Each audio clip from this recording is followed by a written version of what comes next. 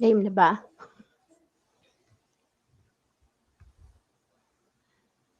Good afternoon, Good TSMS. afternoon. Good afternoon, Teacher Doors, and our Hi. guest speaker, Professor Nina. Good Good afternoon po afternoon. sa ating Good af- lahat. I hope you're all well. Someone's calling. Wait lang. Okay, magandang hapon po sa ating lahat. Okay, and we are glad that you are joining us this afternoon in this very meaningful discussion. Okay, as an academic institution, TSMS believes in the partnership of the home and school in raising the kids. So today we are hosting two parenting talks to equip you, our dear parents and teachers, in this very difficult but important task. Your ability, dear parents, to foster an environment that contributes to your children's positive development cannot be overstated. Various researches indicate that creating an opportunity to respond to children's emotional needs enables them to develop skills needed to cope with basic anxieties, fears, and environmental challenges, which will prepare them to develop and maintain positive relationships with their peers and adults. Okay, this morning, Teacher Doris, okay, we had the first session, right? The talk was entitled Raising Resilient Kids or Raising Resilient Children. And we have our second session this afternoon. We will be discussing the topic intentional parenting. And parts of today's discussion are the following. Okay, and these are the topics that will be addressed by our resource speaker. What intentional parenting is, stress and how it prevents us from being intentional parents, benefits of intentional parenting, and how to practice intentional parenting. And we are happy and blessed to be able to invite a very competent resource speaker to enlighten us this afternoon. We also had her this morning. So for those parents na nakanood kanina, you're still welcome to join us this afternoon. Our guest speaker is not new to many of us because we have invited her several times in our previous talks and even trainings with teachers. She is a university professor, a trainer, and a lecturer. She is also a family, adolescent, and child specialist. And of course, among her many important roles, okay, she is also a parent. So, friends, let's give a warm TSMS applause to our resource speaker, Professor Nina Era. Thank you. Thank you, Thank you, everyone. everyone. Magandang hapon po Magandang uli sa ating lahat. Maulan at maaraw pa rin. Pati ang ating weather, no? Hindi nila alam kung ano talaga yung dapat. Pati sila naguguluhan. So, now I'm going to talk about intentional parenting. As I have mentioned this morning, 'di ba? Parang may mga tanong po tayo kanina na parang paano ba ako magre-raise ng resilient na bata? Paano ba ako hindi magiging helicopter parent? So kaya sabi ko po, it's very important that you also attend to this parenting or this part of the parenting talk that the school prepared. Kaya nga I really appreciate. Ako natutuwa po ako sa mga eskwelahan talaga that really would take time out to educate parents. Kasi yun nga, marami pong mga magulang na naging magulang kasi nagkaanak lang sila pero hindi sila handa. Or minsan, nandun tayo sa mga trial and error phase. So, now it's very important that we practice intentional parenting. Kaya nga po may tagline to eh. Parenting practices that work in today's stressful world. Kasi nga po, 'di ba, the world is really highly stressful, lalo na po ngayon, like for how many, like a year and a half na po ata tayong ganito, naka-lockdown, limited, ang daming mga ganap sa buhay na ito. So, definitely the way we parent our children is already affected. Yan. So meron po ako ditong mga a few questions. Hindi ko naman, I won't really ask you to share it because this might be a little too personal and that you might not be comfortable sharing it, pero baka po mamaya sa end of our discussion that you might want to clarify or to comment. But I'd like you to reflect on this kasi these are important questions, reflections that you need to consider as you become intentional parents. Po. Yan. So, let me ask you, how mindful are you? Kasi being mindful is also being intentional. Okay, later on we will be defining kung ano po ba yung intentional parenting. Kasi we get to encounter being mindful a lot of times. Pag sinabi po kasing mindful or mindfulness, 'di ba? It's about being in the moment. Sa ngayon, hindi sa kahapon, hindi sa bukas, kung hindi sa ngayon. And that is intentional parenting. You have to be at the moment. Okay? So these are questions. These are just some of the questions that I'd like you to reflect on as you listen to me. Yan. As a parent, yan. Do you find yourself insisting on an ambition you were not able to fulfill? Di ba marami po tayong napapakinggan na mga ganyan na, o hindi ako naging doktor kaya dapat maging doktor ka. O hindi ko to nagawa nung bata ako so dapat ibibigay ko to sa'yo lahat. Diba? So, as a parent, do you have the tendency that you insist on an ambition that you were not able to fulfill? Yeah, that's one. So, siguro bahala po kayo, yes, no, and then reflect. And my second question. Yan. Yan. Do you find yourself parenting your children the way you were parented? Diba? Kung paano ka ba, eksakto? O ito sabi ng nanay ko, ng tatay ko, ganito. Do you practice that kind of parenting? Okay? As I have mentioned earlier, diba po, we have a different kind of generation today. It's really far, far different. I remember kung gaano po siya ka-far, para lang makwento ko sa inyo yung isang experience ko when I was still a preschool teacher. I had a student. Yan. Kasi ang rule of thumb namin sa preschool, you have when you have to allow your children nga to be independent.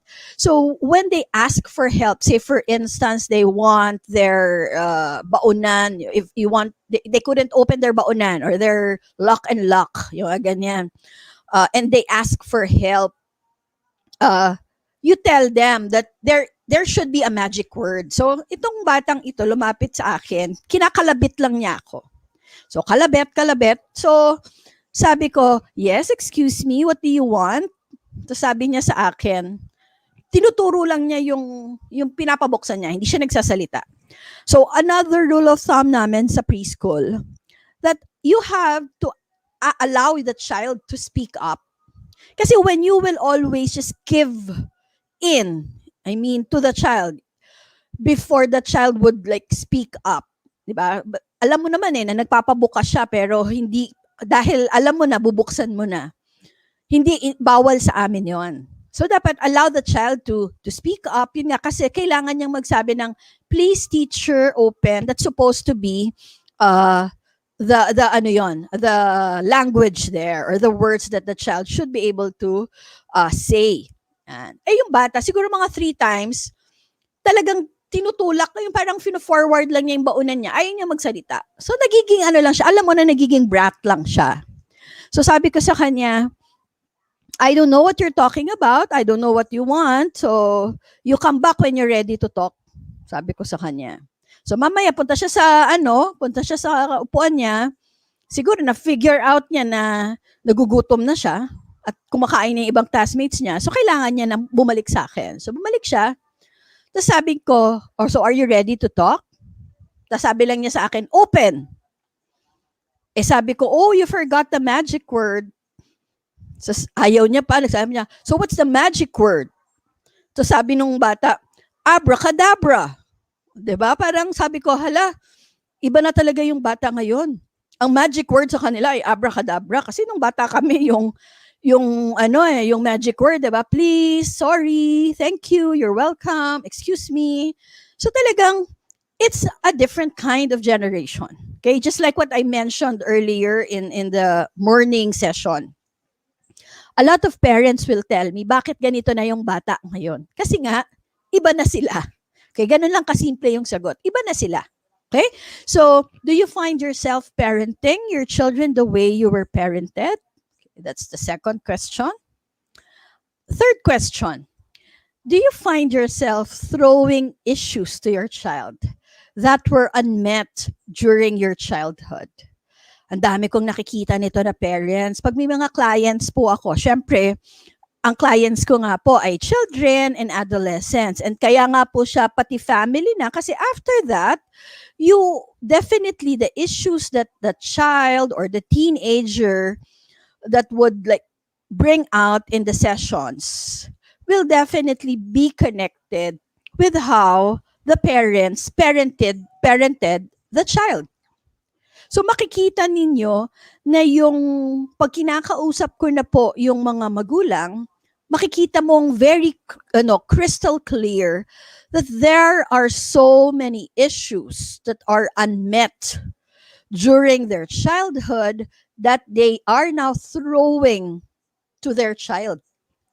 Diba? Kung ano yung galit mo minsan sa tatay mo, kung meron ka, nilalabas mo sa anak mo. Galit mo sa mundo, galit mo sa kapatid mo. Okay? So, meron po ba tayo noon? Again, hindi ko po ito sinasabi na masama. Kung meron, kailangan lang we need to be aware so that we will be able to do something about it. Kasi that's the first, diba? That's the first step for you to be aware. What are my issues? Okay? Next. Do you feel you are a bad parent when your child does not get a good grade? Diba? Minsan marami rin pong ganitong mga magulang, diba? Parang they pressure their child to be at the top of the class. Not because they're really encouraging their children to be excellent in school, but sometimes it's about them. They feel that if my child is being in the honor section or in the big good universities, then it would equate to me being a good parent. Diba? Ganun po ba ang mindset natin? Again, may I just share a story? Meron po ako naging client. Actually, yung client ko dapat would be the son. Okay? Pero po hindi na po ako, bago ko makarating sa son, na yung mommy muna yung kailangan kong ayusin nung time na yon. Kasi sabi niya sa akin, I'd like you to see my son because I'm very scared, sabi niya sa akin, I'm very scared that he might not be able to get to Ateneo. Parang ganon. So, sabi niya sa akin, kung pwede ba daw, kumbaga, i-therapy o i-prepare yung bata na paano kung hindi nga siya makapasa. So, saan siya? So, nung kinakausap ko na yung parent, nakita ko na it's not really about the child not getting to Ateneo, but it's really about her scared that what if the son might not get to Ateneo, then she feels it will be a reflection of her. Sabi ko, issue ba to ng anak mo na natatakot siya o issue mo na natatakot ka? Kasi baka ang tingin mo ngayon, hindi ka na magaling na magulang kasi hindi siya nakapasok sa Ateneo. So doon siya nag-isip, sabi niya, oo nga no, buti naman very open-minded naman siya. Sabi niya, oo nga no, let me think about it. And then when she got back to me, sabi niya, oo nga, hindi pala problema ng anak ko to. Parang doon daw niya na-realize that it's really my issue. It's not about him. It's about me. Okay? So do you feel you're a bad parent when your child does not get a good grade? Next, do you believe that you should take care of your needs first before you can take care of your spouse and your children? Okay. Especially if you are a mother. Diba? Mothers are always accustomed to put their needs last on the list. 'Di ba? Kasi that's how we that's how we were raised, 'di ba? Yung parang mothers, they're selfless. Ikakain mo na lang o isusubo mo na lang, ibibigay mo pa. Yung mga ganyan. Selfless naman talaga yung nanay. 'Di ba? Selfless naman siya talaga. Pero kailangan bang kalimutan natin yung sarili natin? Is that how you gauge yourself again as a parent? That when you are selfless, and that when you are super generous, you are all giving, then that makes you again a good parent. Okay? So minsan kasi, 'di ba, parang kaya may mga pagkakataon, 'di ba, kaya ang feeling minsan natin um ubos na tayo. Yung mga ganyang mga bagay. Later on we'll discuss more of that. Okay. And next question. I think this is the last. Alam ko medyo marami na po akong tinanong. Gusto ko lang pong meron kayong mga yun nga, pointers for reflection. When someone asks how you are feeling, can you identify your emotions easily? Kasi nga kanina, di ba, tinanong po natin yan sa unang discussion natin kaninang umaga. Describe your feeling.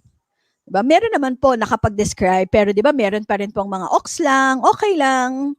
Alam niyo yung mga kabataan ngayon, actually, yun lang yung mga sagot nila, sakto lang, okay lang. Diba? That's why I tell them, okay lang and sakto lang, they are not emotions. So when you are asked, how are you have to be able to identify your emotions. Sabi nila minsan sa akin, ma'am, minsan alam naman namin eh. Pero pagka kasi negative yung emotions, ayaw na lang daw nilang sabihin. Kasi baka sabihin, ang emo daw nila. Yung mga ganyan. Hindi, it's okay. Like, I'm tired, I'm lethargic. Kanina may nagsabi nun, lethargic. So, I mean, that's fine. I mean, that's how you feel. Okay? So, kayo rin po ba bilang magulang? Pagka sa araw-araw na ginawa ng Diyos, alam po ba natin kung ano ang ating nararamdaman? Can we identify? Can we describe the emotions? Po. Yan. Alam niyo po, 'di ba, pagka po ang pagiging magulang, we are asked, or when we look for a job rather, 'di ba, we are asked a certain qualification. 'Di ba? Pero when a parent, yun nga wala naman talagang qualification. Okay? Pero dapat importante, alam natin ano po ba yung pagiging magulang. Okay? Sayang lang po dahil hindi nga nagpe-play yung music. May naka-attach pong song dito, yung Ugoy ng Duyan. Because a parent, 'di ba, must have the skills of a doctor, a lawyer, the nurse, teacher, counselor, and referee. Must maintain a sense of humor even in the most stressful times. Must be able to operate a taxi service to and from all important events. No pay, lots of overtime, in fact, on call, 24 hours a day. No sick days allowed, lifetime commitment.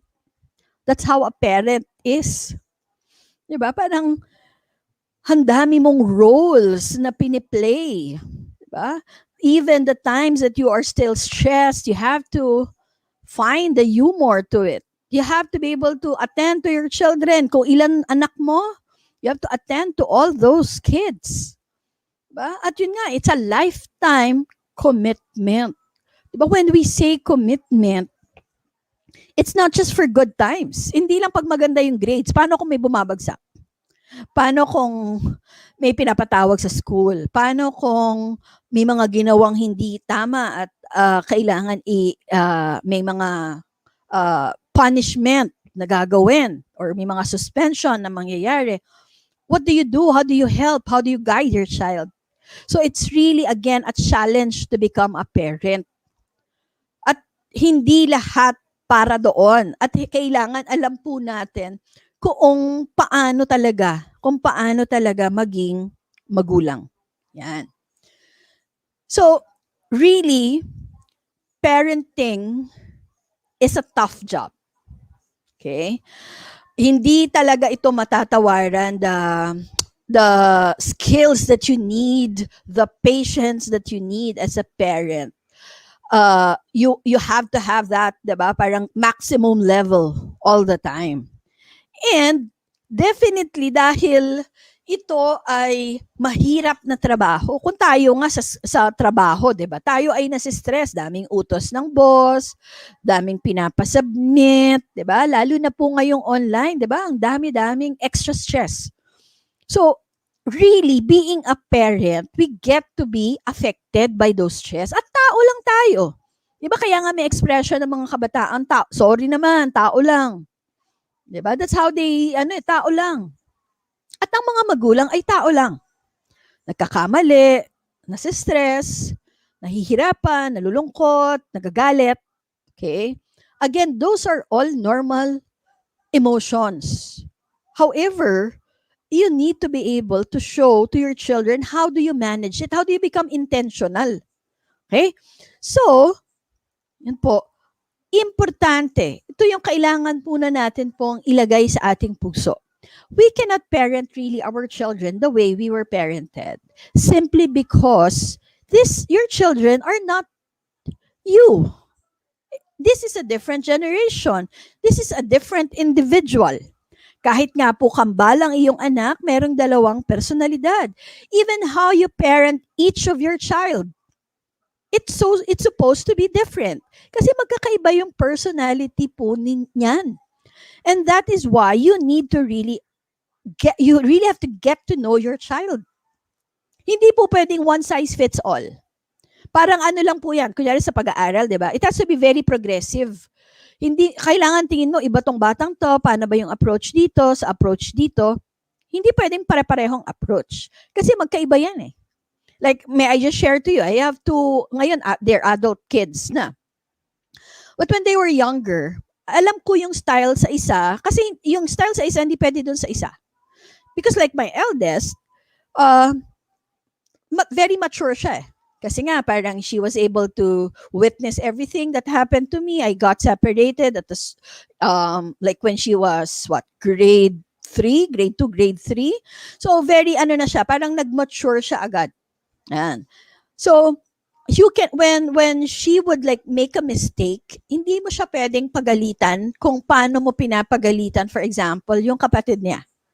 Because she likes to be, she likes you to talk to her. I mean, parang mature person. Parang mong kausap, matanda. So, kausapin mo kung anong ginawa niya, mag-compromise kayo, ganun ang style sa kanya. Kung papagalitan mo siya, or tataasan mo siya ng boses, she would just shut off. So, useless. Okay? Like my youngest, my son, ang personality naman niya ay, alam mo, masyado siyang carefree na tao. Parang, chill, cool, ganyan. So, pag pinapagalitan mo, hindi pwedeng very calm. Hindi pwedeng yung katulad doon sa atin niya. Kasi pagka ganun ka, he takes you for granted. Kala niya joke time pa din. Kala niya, pa lang to, parang, okay, chika lang tayo. Kala niya ganun pa rin. So, I need to step up. Okay? I need to medyo mas serious tone of voice, a little stiffer, firmer, para makinig siya. Yun. So, again, you need to individualize how you treat your children. That is also part of being intentional parents. Kasi magkakaiba yung batang yan. Okay?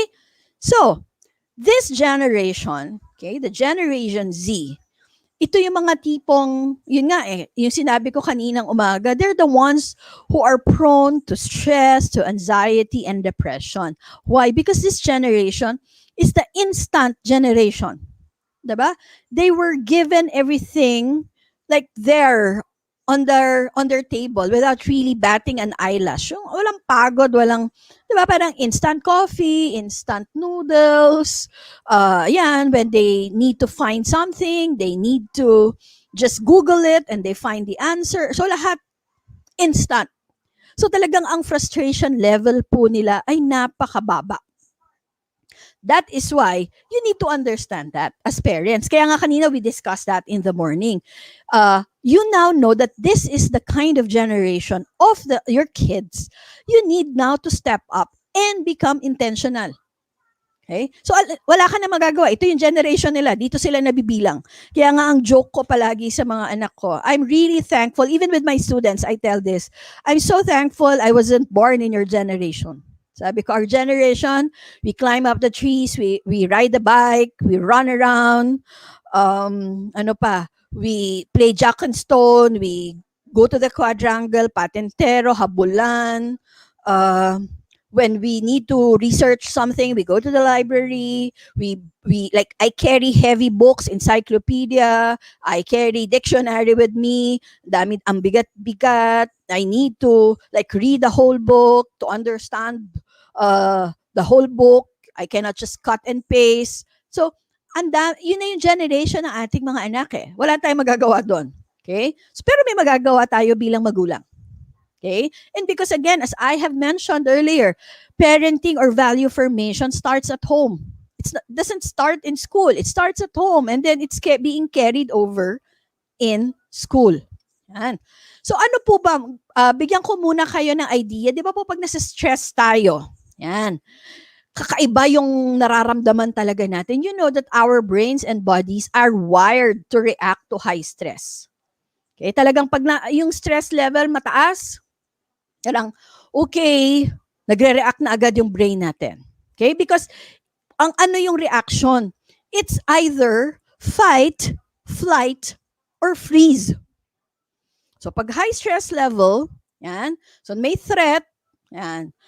Tapos, ano yan? Fight, flight, or freeze. So, hindi naman yan, hindi naman yan, parang, iisipin pa ni brain, fight, flight, or freeze. Hindi, magre-react na yan. And depending kung ano yung intentional mo na papaganahin. Kumbaga. Yan. So, ang masama lang po, when we are stressed, okay, yung stress receptors kasi natin, they couldn't really distinguish between real and false dangers. Okay, di ba basta ewan ko sa inyo, parang pag nasi-stress kasi ako, ang una ko na-feel, parang may panic level. Yung parang, as in, even physically, parang may nag-shake sa akin, that's how I react to like high stress. Pero, yun nga, ang catch dito, hindi naman nakukuha ni stress receptors. Ano ba yung real? Ano ba yung false? Minsan, di ba, nag-react ka lang kasi bad trip ka lang. Hindi naman siya talaga threat. Pero dahil bad trip ka nung araw na yon, malungkot ka, galit ka. Kunyari, galit ka kasi yung boss mo utos ng utos. Parang gabi-gabi, nagpapa-Zoom meeting. O, diba? Parang may hugot ako. May Zoom meeting. Diba? So, na-stress ka. So, ngayon, pagising mo ng umaga, parang bit-bit mo pa yung stress mo. Pero hindi naman siya danger, diba? Wala namang danger doon pa doon sa Zoom meeting. Pero na-stress ka. Okay? So ngayon, kunyari, yung anak mo, sabi niya, Mami, turuan mo nga ako dito. Mami, hindi ko naiintindihan to. Or Daddy, hindi ko naiintindihan to. So dahil hindi siya na-identify ni stress receptor, whether it's real or false, you react. Ano na naman yan? Diba? So, sumisigaw ka na. So yung bata ngayon parang, what happened? So that's how we react to stress. Okay? That's why it's really very important to know how do we handle stress. How do we handle stress? We have to be intentional. We have to be mindful. Okay? In everyday parenting, okay, our stress response gets triggered unnecessarily by events. Yun nga, kwento ko sa inyo kanina. Diba? Hindi naman siya, pero dahil stress ka or pagod ka na, ang dami mo pang ginagawa sa bahay, sa trabaho, they're not really threatening per se, but they are stressful. And a lot of times, doon tayo nanggagaling. Diba? A lot of times, doon tayo nanggagaling na parang, oh my God, nadadamay na yung buong tao sa bahay. Yun. So, nawawala na yung pagiging intentional parent natin. Yan. So, at times of stress, yan po, they often trigger unresolved issues from our childhood. A lot of times. Okay, a lot of times, we get to bring out yan, those issues, those unresolved issues when we are highly stressed. Kasi doon siya, parang hinuhugot mo siya pa ilalim dahil meron yan, nakatago lang yan dyan . That is why it's really very important to understand our own issues, our own childhood. Saan tayo nagmumula?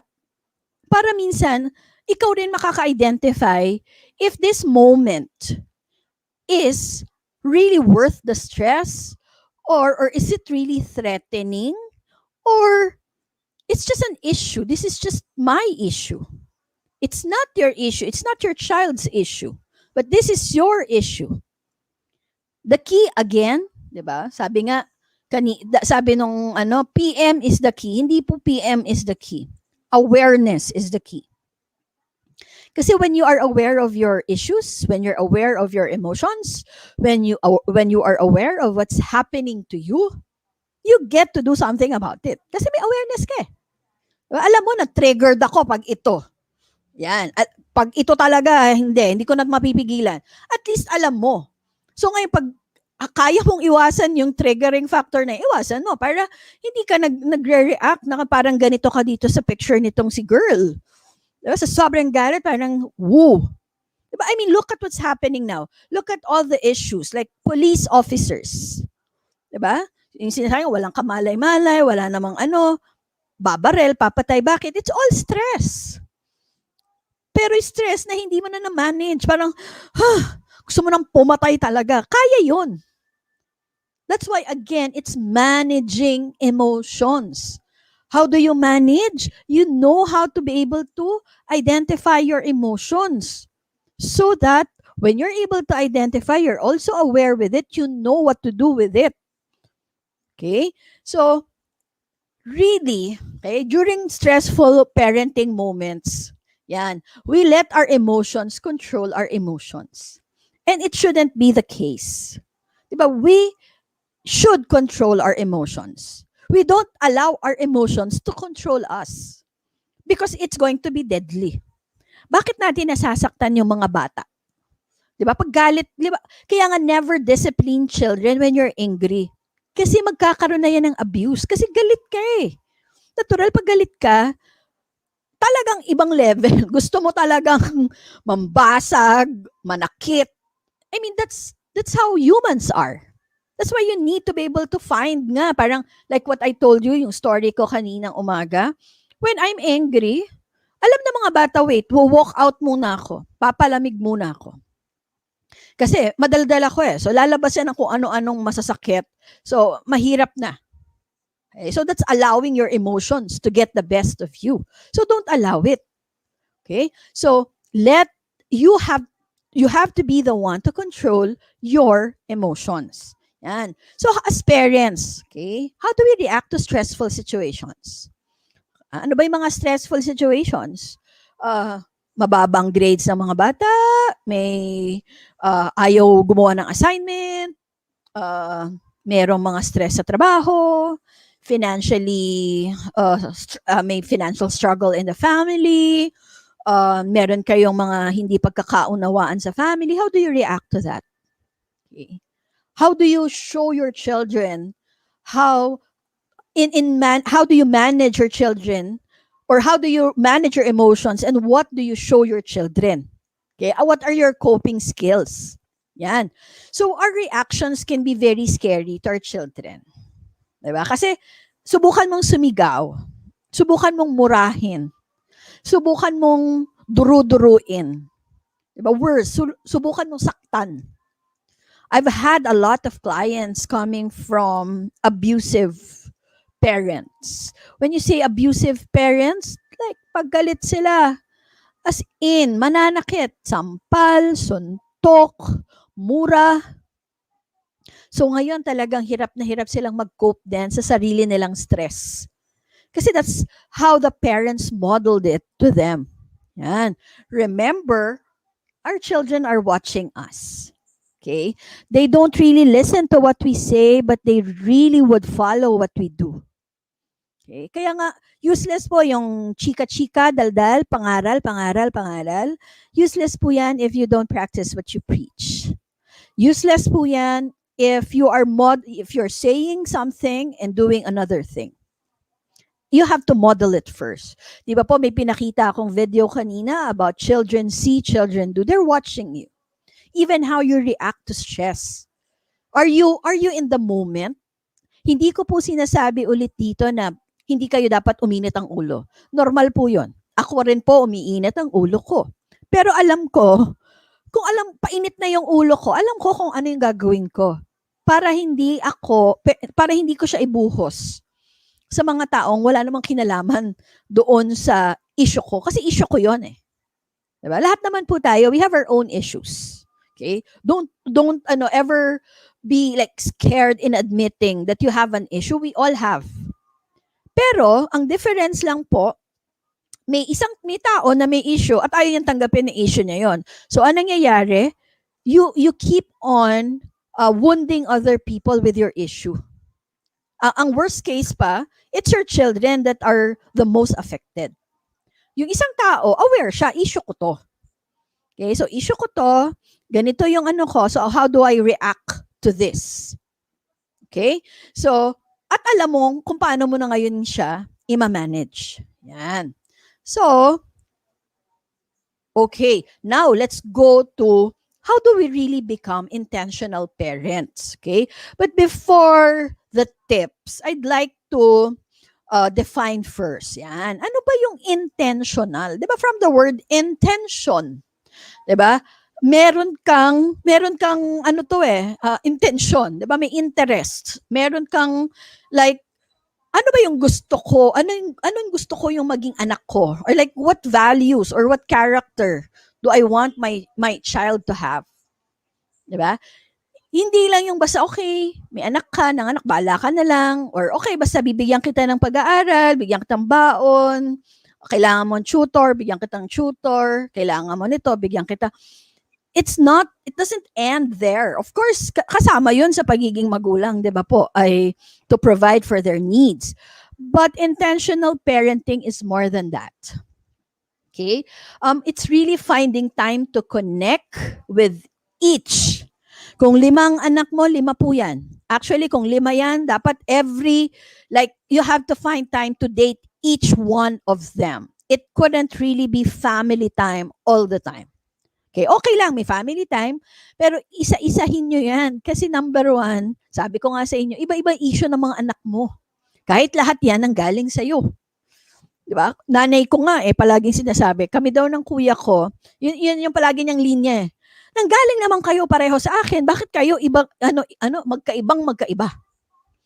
Parang palagi niya sinasabi nung bata pa ako, kasi po 15 years ang gap namin ng brother ko. My mom would always like tell me, like yung kuya mo, ang term na ginagamit, what was that term? Masunurin, hindi masunurin pero she was saying na parang, kuya mo talaga, pag sinabi mo, sumusunod agad, ganyan. Ikaw na babae, ikaw pa na bata, yun ang palagi niyang sinasabi. Masyado kang maraming, parang marami daw akong pinaglalaban sa buhay. Palaging ganon. So, because we're different people. And ngayon, palagi niyang sinasabi na nakuha na raw, parang sabi ng mom ko ngayon, na-appreciate na raw niya yung beauty ng pagiging stubborn ko. Kasi noon, ang nakikita niya yung pagiging stubborn ko was like going against her all the time. That's how she sees it. Kasi nga, my brother would always just follow her without really asking why should I be doing this. Basta pag sinabi mo, I'll follow. Ako kasi parang, bakit? O tapos, parang you have to convince me. So, ang dating sa kanya noon, parang ang tigas-tigas ng ulo mo. But now, when we're like much older, and my mom is 85 years old, my dad died 4 years ago. So like nakita niya yung strong personality ko was a very crucial ingredient now on how she's able to deal with the grief. Diba? Up until now, she hasn't really moved on from the death of my dad. So parang nakuha daw niya na parang buti na lang, parang sinasabi nga niya na maano yung loob mo, yung matibay yung loob mo. So doon daw siya humuhugot ng lakas. Kasi nga daw, yung brother ko, very emotional din. So parang pareho silang magiiyakan lang, or pareho silang parang, wawa naman, parang ganun lang. So again, it's connecting kasi magkaiba yung mga anak mo. Kahit nang galing sa'yo yan, magkaiba yan. And it's not just about connecting with your children, but also finding time to connect with yourself. That's why kanina I have asked you, do you really believe that you need to take care of your own needs first before you're able to attend to the needs of your spouse or your children? Because it's intentional. Diba? Kailangan gagawin ko to, like ako every week. Kailangan meron akong me time, whatever it may be. Kanya-kanya tayo ng trip ng me time. Again, it doesn't really matter. Whatever suits your personality. But you need to find time to connect with yourself. Okay? So that you will be very intentional with your actions and reactions.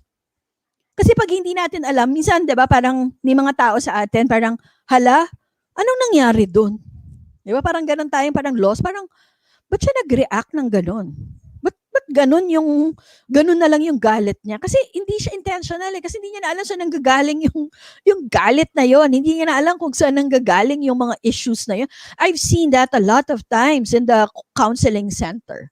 A lot of times, parents really are the ones who have problems more than their child or more than their children. Yan.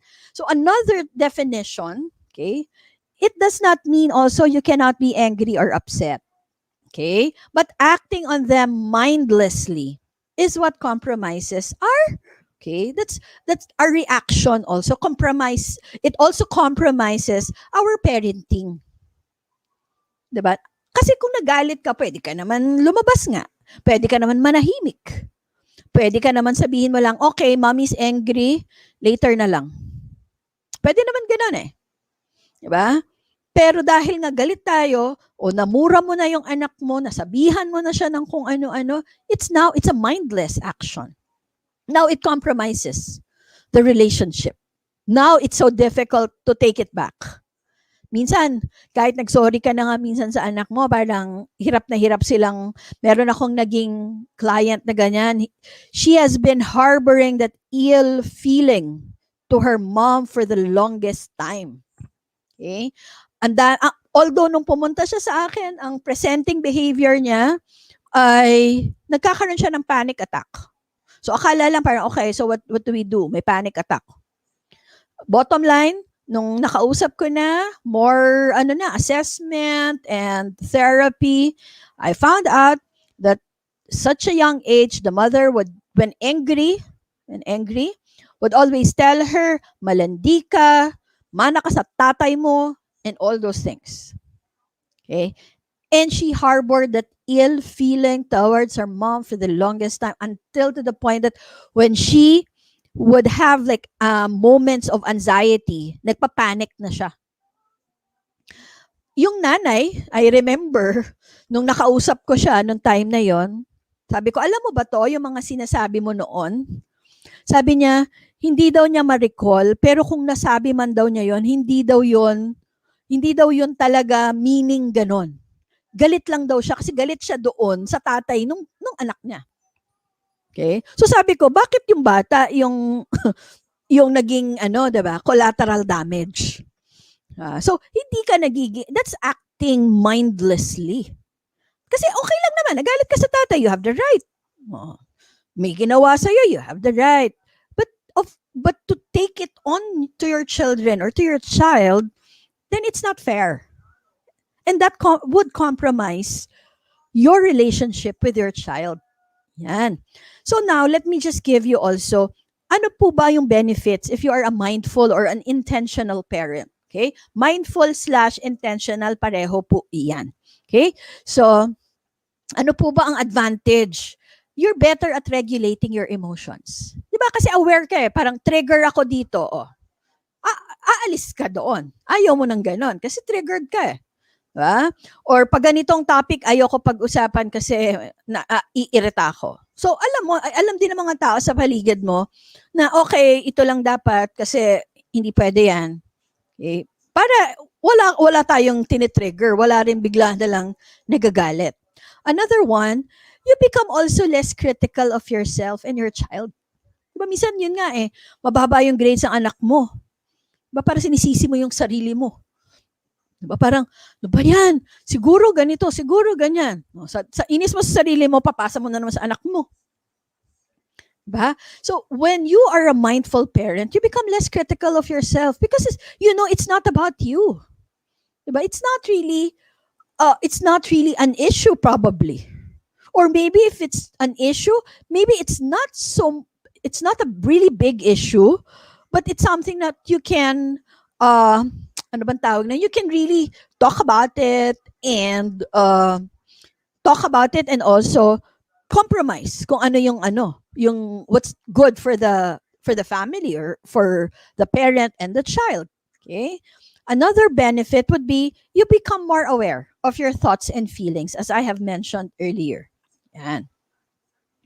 And when you are aware, diba, you are also responsive.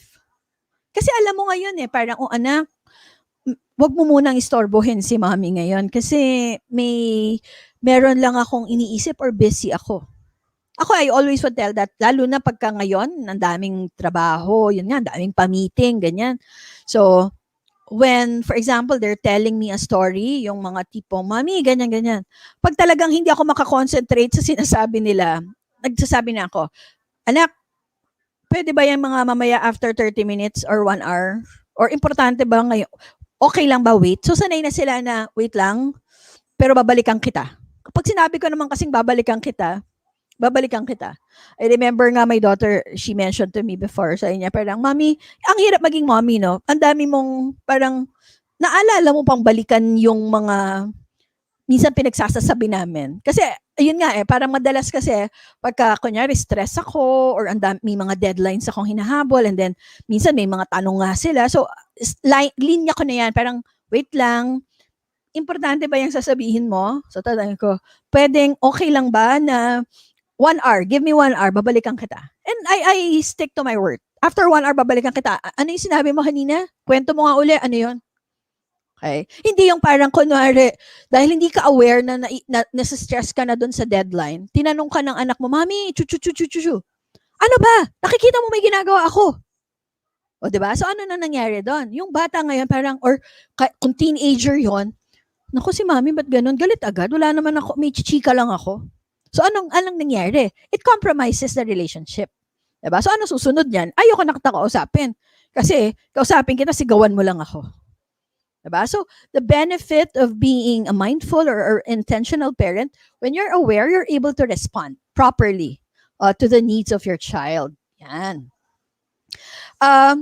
Hindi ko, alam ko po, pinalabas to nung linggo kasi wala lang tayong sound, but I'm sure, I'll skip this part, but kailangan ko lang ipakita tong part na ito. Nasa Netflix rin naman po ito, di ba? 4 Sisters and a Wedding, if I'm not mistaken. Sila Tony, Angel Aquino, Shaina, at saka si Bea Alonzo. Di ba ito yung linya na famous ni Bea? Bakit ako parang kasalanan ko? Okay? Kita nyo po dito sa scenario na to, itong scene na to, it's a perfect scene of an old wound coming back to life. Diba? Parang noon pa yun Diba? Tapos, nagkaroon na sila ng nagkaroon na ng rivalry nagkaroon na ng mga, like, the relationships have already been affected. Okay? Pero dito lang, because it was a confrontational scene, diba? So, doon nagkalabasan na parang, mama, natatandaan mo si Teddy? Diba? Yung mga linyang yon na ako kahit magaling ako, kahit ano ko, pero pagka, kunyari may pagkain na masarap or something, kailangan si Teddy muna. Diba? So, doon na siya syempre, diba, it's a wound. Na parang, bakit siya? Ba't kailangan hintayin siya? Diba? Ano naman yung issue dyan ni Tony Gonzaga? Siya si Teddy eh. Diba? Na parang sabi niya, ako kahit anong gawin ko. Diba? Kahit anong anuhin ko, ikaw yung matalino. Ikaw yung maganda na, matalino pa. Diba? So, I would assume, nung childhood nila, baka yung na-highlight lang dito, ay magaling ka, matalino ka. So, nagkaroon na to ng feeling ko parang, sino ako? Lost ako. So, anong nangyari? Lahat yung sugat na yon nilang magkakapatid. Diba? Lumaki na sila, ayan na sila ngayon, they're adults, doon lang siya nag-manifest. Kasi nga, nagkaroon na ngayon ng lamat sa kanilang relasyon. Okay? So, it's really very important that we are in touch with our emotions, that we are in touch with the needs of our child so that they would grow up to have that healthy relationship with us. And the only way that could happen is that we have to be intentional with our actions. We become in tune with and accepting of our child's actual needs. Diba? Hindi na to kasi kung alam mo yung nangyayari sa pamilya, alam mo yung personalidad ng anak mo, alam mo kung paano to i-deal. Alam mo kung ano yung malungkot siya, nagpapalungkot sa kanya, ano yung nagpaparamdam sa kanya na mahal siya. Diba? Parang sabi ko nga po kaninang umaga, you have to know the love language of your children. Because there might be like miscommunication. Isipin nila, hindi ako mahal ng nanay ko, hindi ako mahal ng tatay ko. Ikaw naman na magulang, ginagawa ko na nga sa'yo lahat. Sabihin mo pang hindi kita mahal. Magkaiba lang pala kayo ng language. Diba? May mga batang mahilig, yun na, time. Like ako po, I'm blessed na yung mga anak ko, ang parehong love language nila ay time. So I really make sure, even up until now, they're young adults, they're 24 and 22, I make sure once a week, we go out, whatever it is, whether to have coffee, whether to have fishball, whatever it is. Okay? Kasi kailangan, attune ka doon na oops, naghahanap pa rin sila ng magulang, ng nanay, kahit gaano kakalaki. So, diba, kailangan ano mo yung actual need nila. Ang need nila ngayon, time. Okay? Well, in my case, okay, with my children. So kayo, it's really very important, look at the love language of your children so that you attend to that language personally. And in a personalized manner. Yan. And definitely, your relationship will improve. Okay? Kasi alam na ngayon nila, diba, that my parents really love me and that I have their back all the time. Okay. So, ano po ang benefits? Kanina, yun naman yung pinag-usapan natin. Ano ba yung benefits sa pagpa-practice ng intentional or mindful parenting? So, what are the benefits naman to our children? Okay. Number one also, it develops emotional regulation and impulse control. Importante po yan.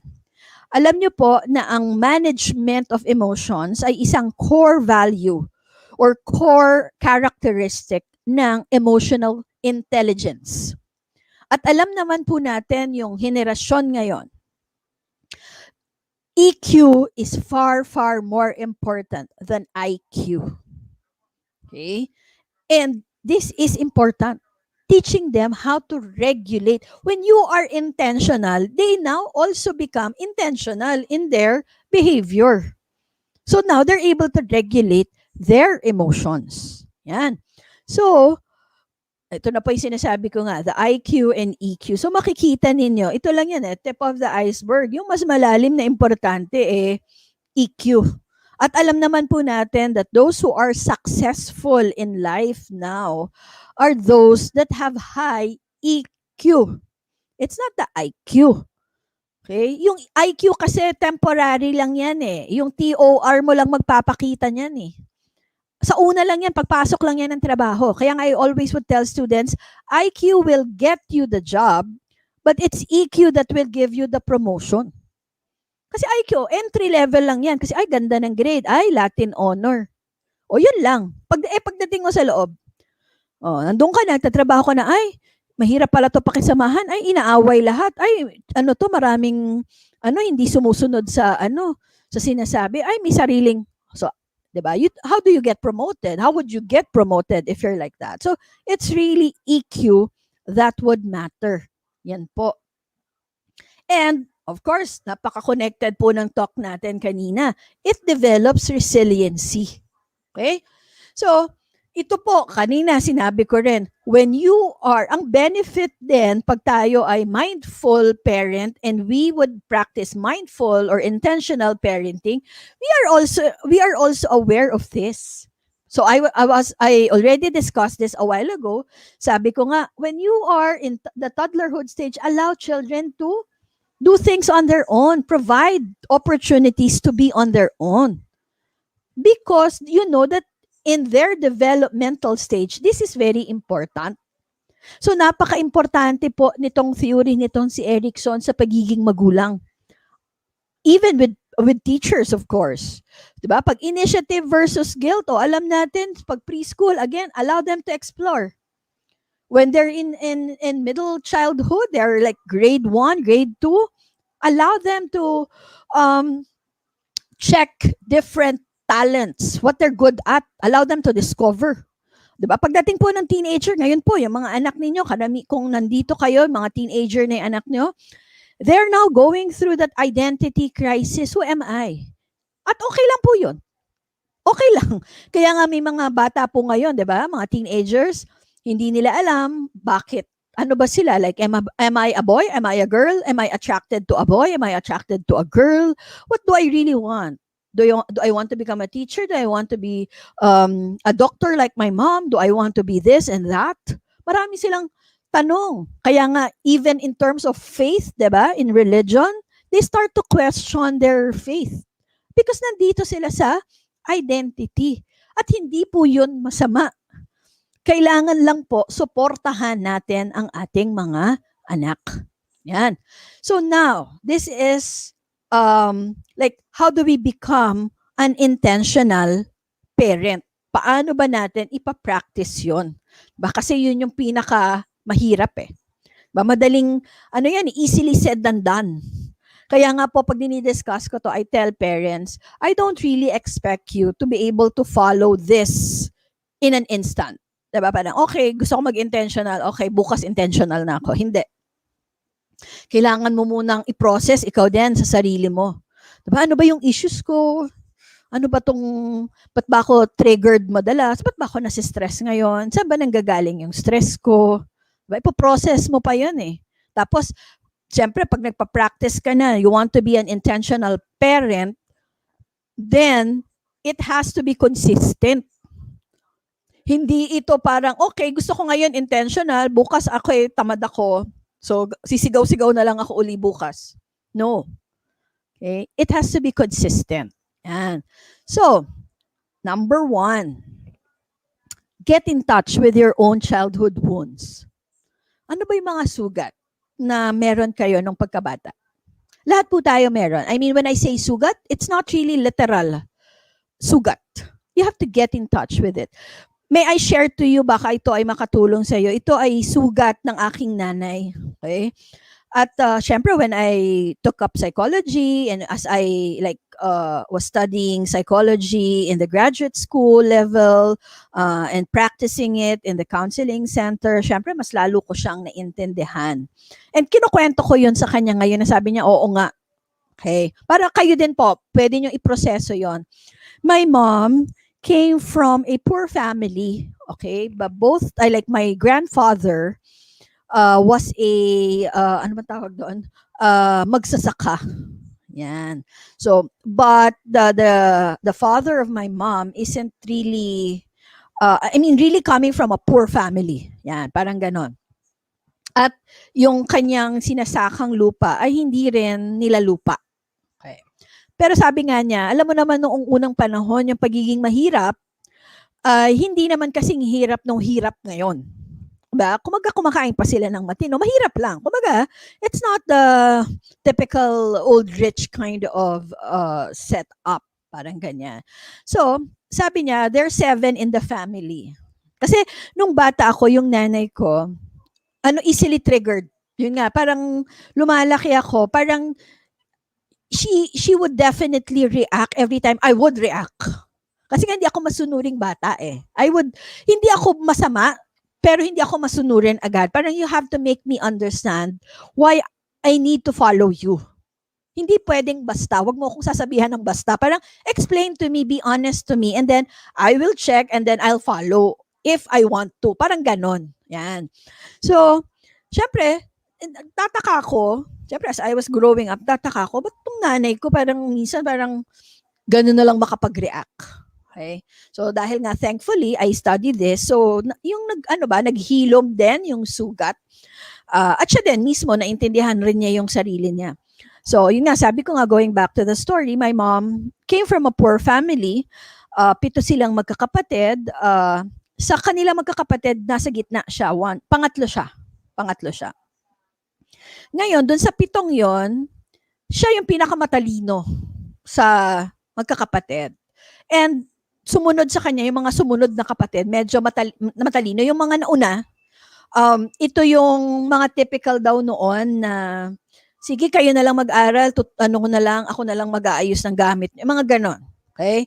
So, nung bata daw sila, sabi niya, 7 nga po sila magkakapatid. Pumapasok sila ng eskwelahan, syempre naglalakad lang daw sila.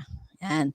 Tapos daw, yung mga kapitbahay, yung mga chismosang kapitbahay nila sa probinsya, ay palaging nagpaparinig. Sasabihin daw, naku, ito naman si Ricardo. Yan yung pangalan po ng aking lolo. Ito naman si Ricardo, paaral pa ng paaral ng mga anak, magsasaka lang naman yung mga yan. So, every day daw, parang may mga ganong chika moment doon sa kanilang mga kapitbahay. Yung mga kapatid daw niya didn't really mind hearing them. But sabi niya, siya daw, as a young child, I was terribly hurt. Sabi niya, hindi ako mamamatay na magsasaka. Of course, not that we are belittling our magsasaka. There are heroes, of course. Pero parang sinasabi niya, hindi ito lang yung pangarap ko. So, sa kanya daw, yung nadidinig niya na ganon, ay, alam mo yun, ng fire in her. That you need to study hard. Parang dun daw siya na naging, you have to study very, very, very hard. So, parang ganon daw na, kailangan mong makapag-aral, kailangan mong makapagtapos, kailangan mong maipatunayan sa kanila na hindi ka dito. Hindi ito lang ang gusto mong marating sa buhay mo.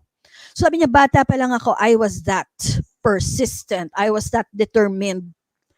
Kaya, nung nag-aaral siya talagang, sabi niya, serious daw siya. Kahit, kunyaring, kuryente, yung naglalampara ba yun or something, gaas lang para mag-aral siya. And she graduated, grade school, high school, valedictorian. She graduated summa cum laude in college. She was given a free scholarship, 'di ba? Pag valedictorian, you get a free scholarship.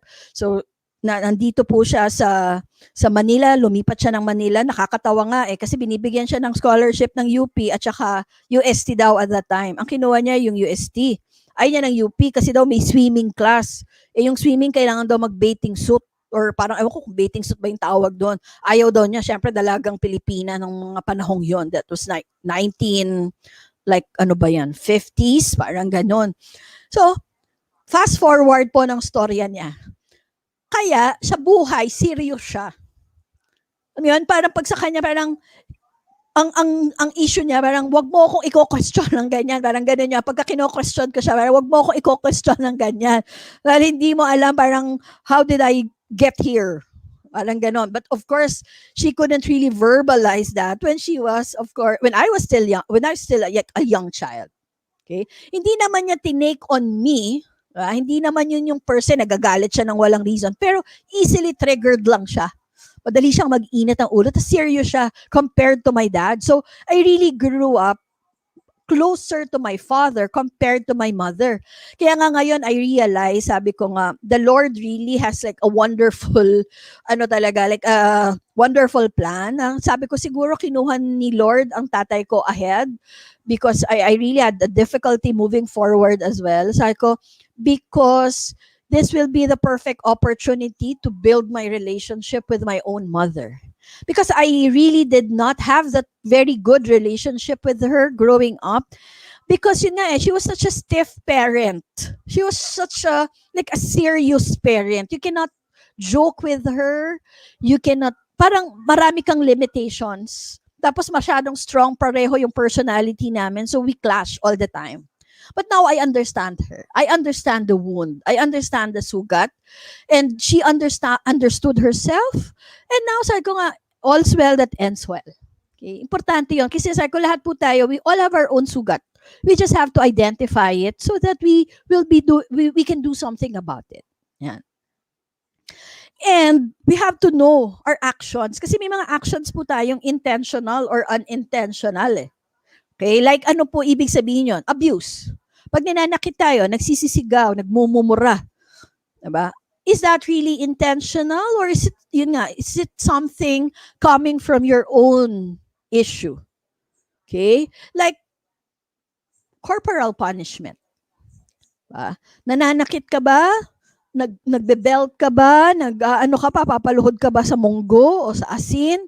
Bakit? Na-experience mo din ba yon? Kaya yun din yung pinapa-experience mo sa mga anak mo? Is it intentional? Is it unintentional? Unrealistic expectations. Like, alam mo yung anak mo, hindi magaling sa math, gusto mong mag-engineer, mag-accountant. Tama ba yon? Diba? Kaya nga importante, diba? Babalikan ko uli si Erickson. You have to help your child identify their strength. And they go for it. Diba? Like what I told you earlier in the morning session. Diba? I couldn't dance. So when people would joke around, dalawang kaliwaan pa, it's okay. Because I know my strength. Okay? So dito, yung unrealistic expectation, baka naman pinipilit natin, kasi we're a family of accountants. We're a family of engineers. So you have to be an engineer. Okay lang kung yun yung gusto ng bata. Why not? Diba? Well and good. Diba? But, kung ayaw, baka mamaya ikaw lang naman yung may pangarap na yun. Diba? So, baka mamaya pinipilit mo siya na yun nga, mag-engineer just because you're just a family of engineers. And you know that your child isn't really good when it comes to math. Hindi yun yung strength niya. Meron akong naging ganun client. Alam niyo, nung bata po siya, she was always, she wanted to be a writer. And when she started sharing to the grandparents and to the mother about her dream of being a writer of a theater, parang ganun yung niya talaga. And then they started to like laugh at her and belittle her ambition. So, yung sabi daw ng mga tao sa paligid niya, yun nga, grandparents and the mother, ano ba yan? Hindi naman daw profession yung writer. Diba? Parang you have to be like, either a doctor, so yung mga usual professions. Hindi yun yung gusto ng bata. So ano po nangyari sa kanya ngayon? Diba? She really looks at herself very low. Kasi hindi niya alam kung anong gusto niya eh. Tapos, yung alam niyang gusto niya, hindi mo siya sinuportahan. Diba? So, again, do we give that unrealistic expectations? Is it intentional? Is it because you are a frustrated ballerina? That's why you wanted your child to be a ballerina? Even if the child isn't really graceful? Okay? Childhood past experiences. Ano po ba yung mga yun nga? Yung parang kwento ko nung bata kayo. Baka meron kayong mga issues ng pagkabata, hindi nyo alam sa mga anak nyo siya ipinapasa. Okay? Your birth order. Diba? Alam po natin, diba? Panganay ka. Sanay ako na ako yung boss. Oo, panganay ka. Pero hindi ganun. Diba? You have to be intentional again. Diba? Bunso ako eh. Lahat pinagbibigyan ako, cute ako eh. Bunso ka, oo. Pero again, iba to. Diba? You have to be intentional again. Okay? And of course, there are certain personality traits like being introvert, extrovert, sociable. Those are very, yun nga, very high strung yung personality. Saan ang gagaling yun? Diba? So, makikita nyo po dito sa aking mga binigay na examples, it would really need some time to reflect. Diba? It would really need some time to check on your childhood. Ano bang nangyari sa akin nung ako ay bata na pwedeng bit-bit ko ngayon sa mga anak ko? Ano ba yung mga issues ko? Ano ba yung mga uh, dating nangyari sa buhay ko na hindi pa ako nakaka-move on? Kaya ngayon, kung ano man yon, bit-bit ko siya bilang magulang na. Diba? Issue mo siya nung bata ka, pero ngayon bilang magulang ka na, bit-bit mo na siya, pinapass on mo na siya. So now it becomes a cycle. Kasi you pass it on. So yung anak mo, dinala niya na yung issue mo, so pag naging magulang yan, bit-bit din niya. So again, until somebody recognizes that there is now a pattern or that the cycle has to stop. Diba? Hanggang kailangan mo na parang, oops, tama na. Hindi na maganda yan nangyayari. Okay? Masyado na tong, kumbaga yun nga, napamana na sa lahat ng henerasyon. Okay? And of course, deficiencies. Okay? Now, again, the key to it is awareness. Okay? So, you have to, siguro po ngayong gabi, pagka medyo, well, ano na kayo, patulog, ask yourself, what issues do you have that might be getting in the way with your relationship with your child? Like, kunyari, may mga ibang nanay, di ba? Like, if you got pregnant at an early age, di ba? Minsan, anong issue nun? Ayaw mong mangyari, so ano yung pinaghihigpitan mo yung anak mo? Kasi iniisip mo, gagawin niya yung ginawa mo. Diba? Hindi eh. No. Your child is different from you. Hindi mo siya paghihigpitan. Papaliwanagan mo siya. Ano yung lessons mo doon sa ginawa mo para ngayon, alam niya na ngayon, ano yung hindi ko dapat gawin. Diba? Kasi minsan yun yung issue or yun yung common issues eh. Diba? Naghihigpit siya. Pero pag tiningnan mo ba't naghihigpit? Kasi nung ako, bata ko, nabuntis ako ng ganito. Ayan, tingnan mo yung nangyari sa buhay ko. O ayoko lang mangyari yun sa anak ko ngayon. Diba? Sa tingin mo, mahihinto yun doon ng paghihigpit lang? No. Diba? It will get in the way. Diba? Hindi na po paghihigpit ang sagot ngayon sa disiplina sa mga bata. It's all about connection. It's all about relationship. Diba? If the child truly respects you, the child will follow you. And again, when you say naman respect, it's a two-way thing, diba? In order for you to get it, you have to give it first. Okay? So, you also learn how to empathize. Diba? Start natin yan. Ito, linya daw to ng mga magulang ngayon. Sabi ng mga estudyante ko. Pag daw, naaanuhan sila ng nanay nga nila or magulang. Noong panahon nga namin, diba? Kami nga noon, wala kaming mga ganyan-ganyan, wala kaming mga gadget. Siyempre, pipiloso po naman sila. Siyempre, wala kayong gadget kasi wala namang internet noon. Diba? So, again, there's no basis of comparison. Okay? Because there are things that they are experiencing now that we have not experienced during our time. Diba ngayon, yung may mga mental health issues. Pag nakausap ko yung ibang mga magulang, sasabihin agad na linya, meron na silang disclaimer. Sasabihin nila sa akin, ano ba yan, yung mga batang yan? Sabihin, sila nga na ibibigay sa kanila lahat na lang ng sarap ng buhay na ibibigay. Ako nga, hirap na hirap noon, nung bata kami, ganito, ganyan. Hindi naman wala naman akong depression. Samantalang yung batang yan, konting lang, na-depress na. Hindi, magkaiba yun eh. Bukod sa magkaiba kayong tao, magkaiba yung panahon noon eh. Kailangan mo lang mag-empathize eh. Kung nade-depress yung bata, again, go to a professional. And then see from there kung ano talaga. But hindi mo pwedeng i-judge yung anak mo and say, ano ba yan, ang arte-arte mo? No. Diba? Learn how to empathize. Learn how to validate their emotions. Never downplay what they feel.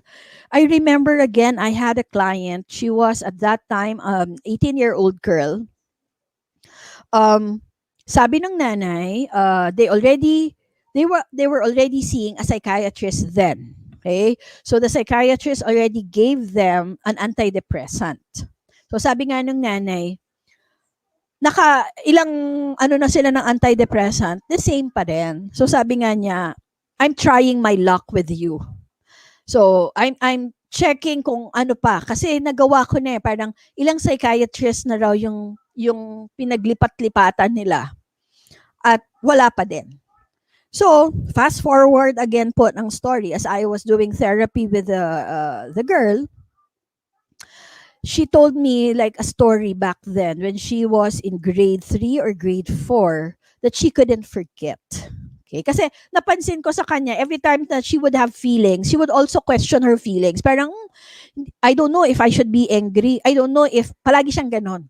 So, alam ko na parang, itong batang to, parang, siguro nung bata to, hindi na validate yung emotion. So, I was asking her about her, like, childhood. So, she told me, like, yun nga, a story. So, nag-aaral siya sa isang all-girls school where mean girls are. Yun ang palagi kong description kasi maraming mean girls talaga doon. So, uh, sabi niya, one time, she cut her bangs. O yan, naka-bangs po ako ngayon. So, she cut her bangs. Ako na-experience ko mag-cut ng bangs ko rin noon. Pero sa kanya, yung experience daw niya was really very bad. Kasi, sobrang pangit ng pagkakagupit niya sa bangs niya. And that she was bullied in school. So, when she came to school, parang all her friends, even her classmates would tell her, oh, you're so ugly. We don't like you to be our friend. Or, go away. Ay, we don't like to eat with you. So, maraming mga ganon. So parang like for 3-4 days, ganun daw yung nakukuha niyang reaksyon. So she came home crying, telling her mom that she doesn't want to go to school anymore. So sabi lang niya, Mami, ayoko nang pumasok, ganyan, blah, blah, blah, blah. Si Mami siguro hindi siya intentional parent tong panahong yon dahil baka stress din siya nung sinabi ng anak niya kasi may iyak-iyak lang, ayoko nang pumasok. So nagalit si Mami. Sabi ni Mami, ang arte-arte mo naman. Para yan lang sa bangs na yan. Ganyan. So, pinagalitan siya. Okay? So, anong nangyari? Fast forward. Nung time na yon, nagkaroon na siya ng idea that I am feeling bad because everybody makes me feel like they do not like me.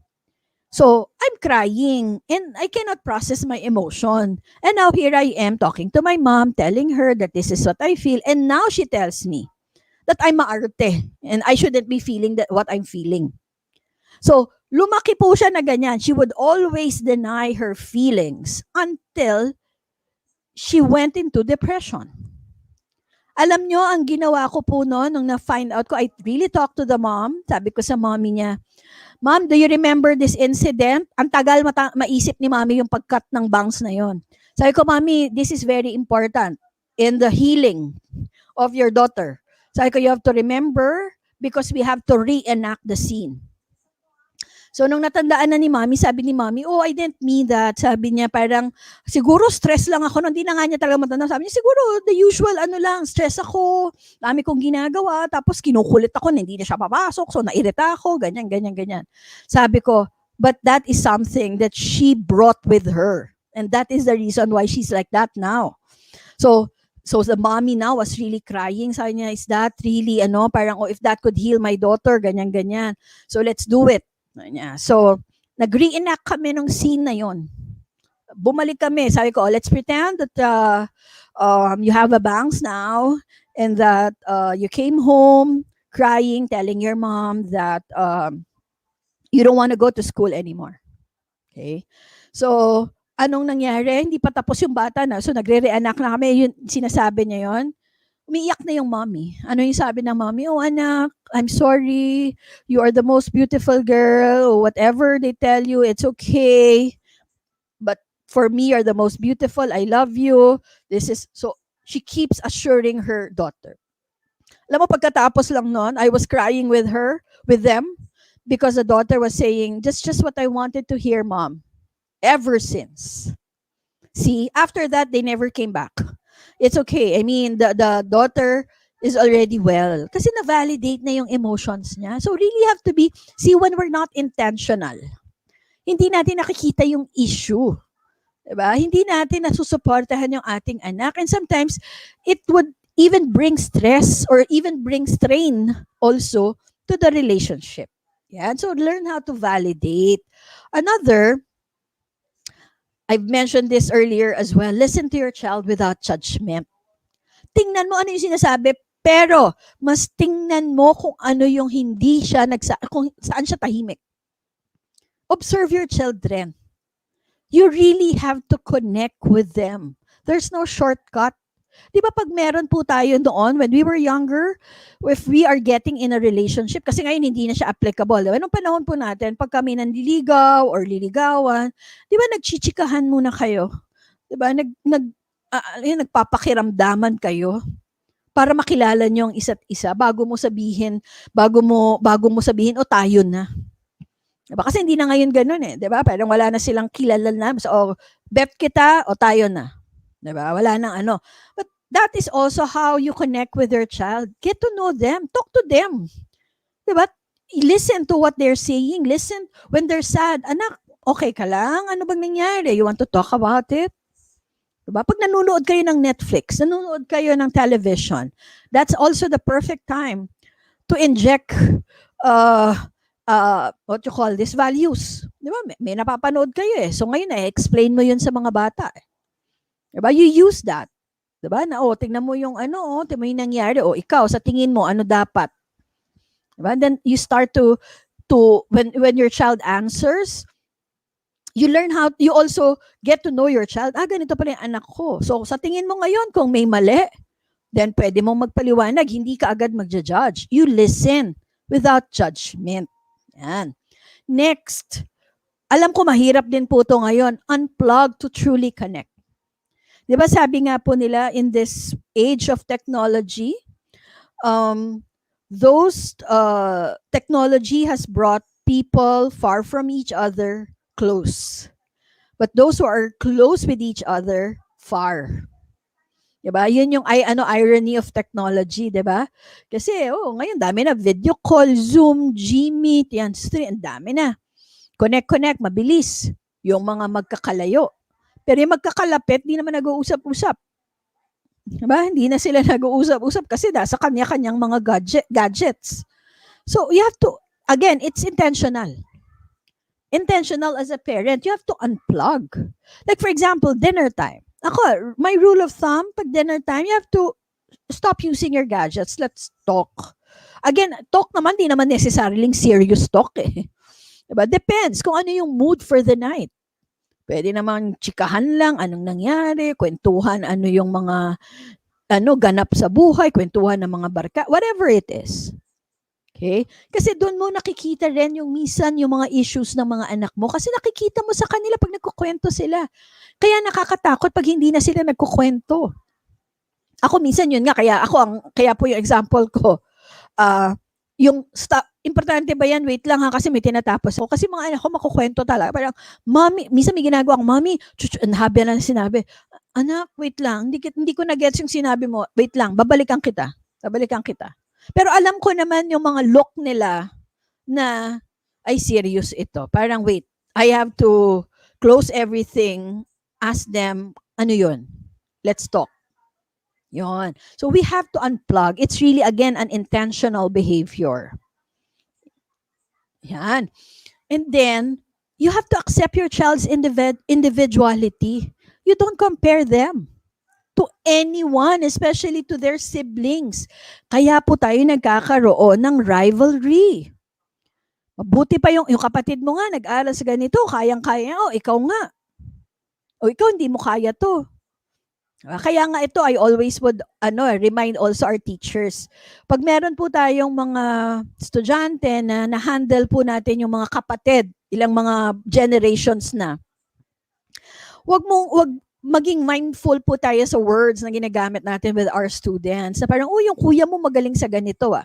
Minsan, I know we mean well, but the fact that you are saying si kuya ganyan, then it would sound like you're comparing them to the kuya or to the ate. Okay? So stop comparing your children. Again, you have to accept them individually and their individuality. Magkakaiba tayo.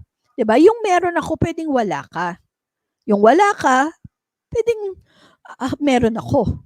'Di ba? Hindi, wala naman yan eh. You cannot compare like what? An apple to a lemon. Kaiba yan. Ganon din po yung mga anak nyo. Kahit yan, kambal pa din. They're different. Okay? So, it really hurts them. It robs them.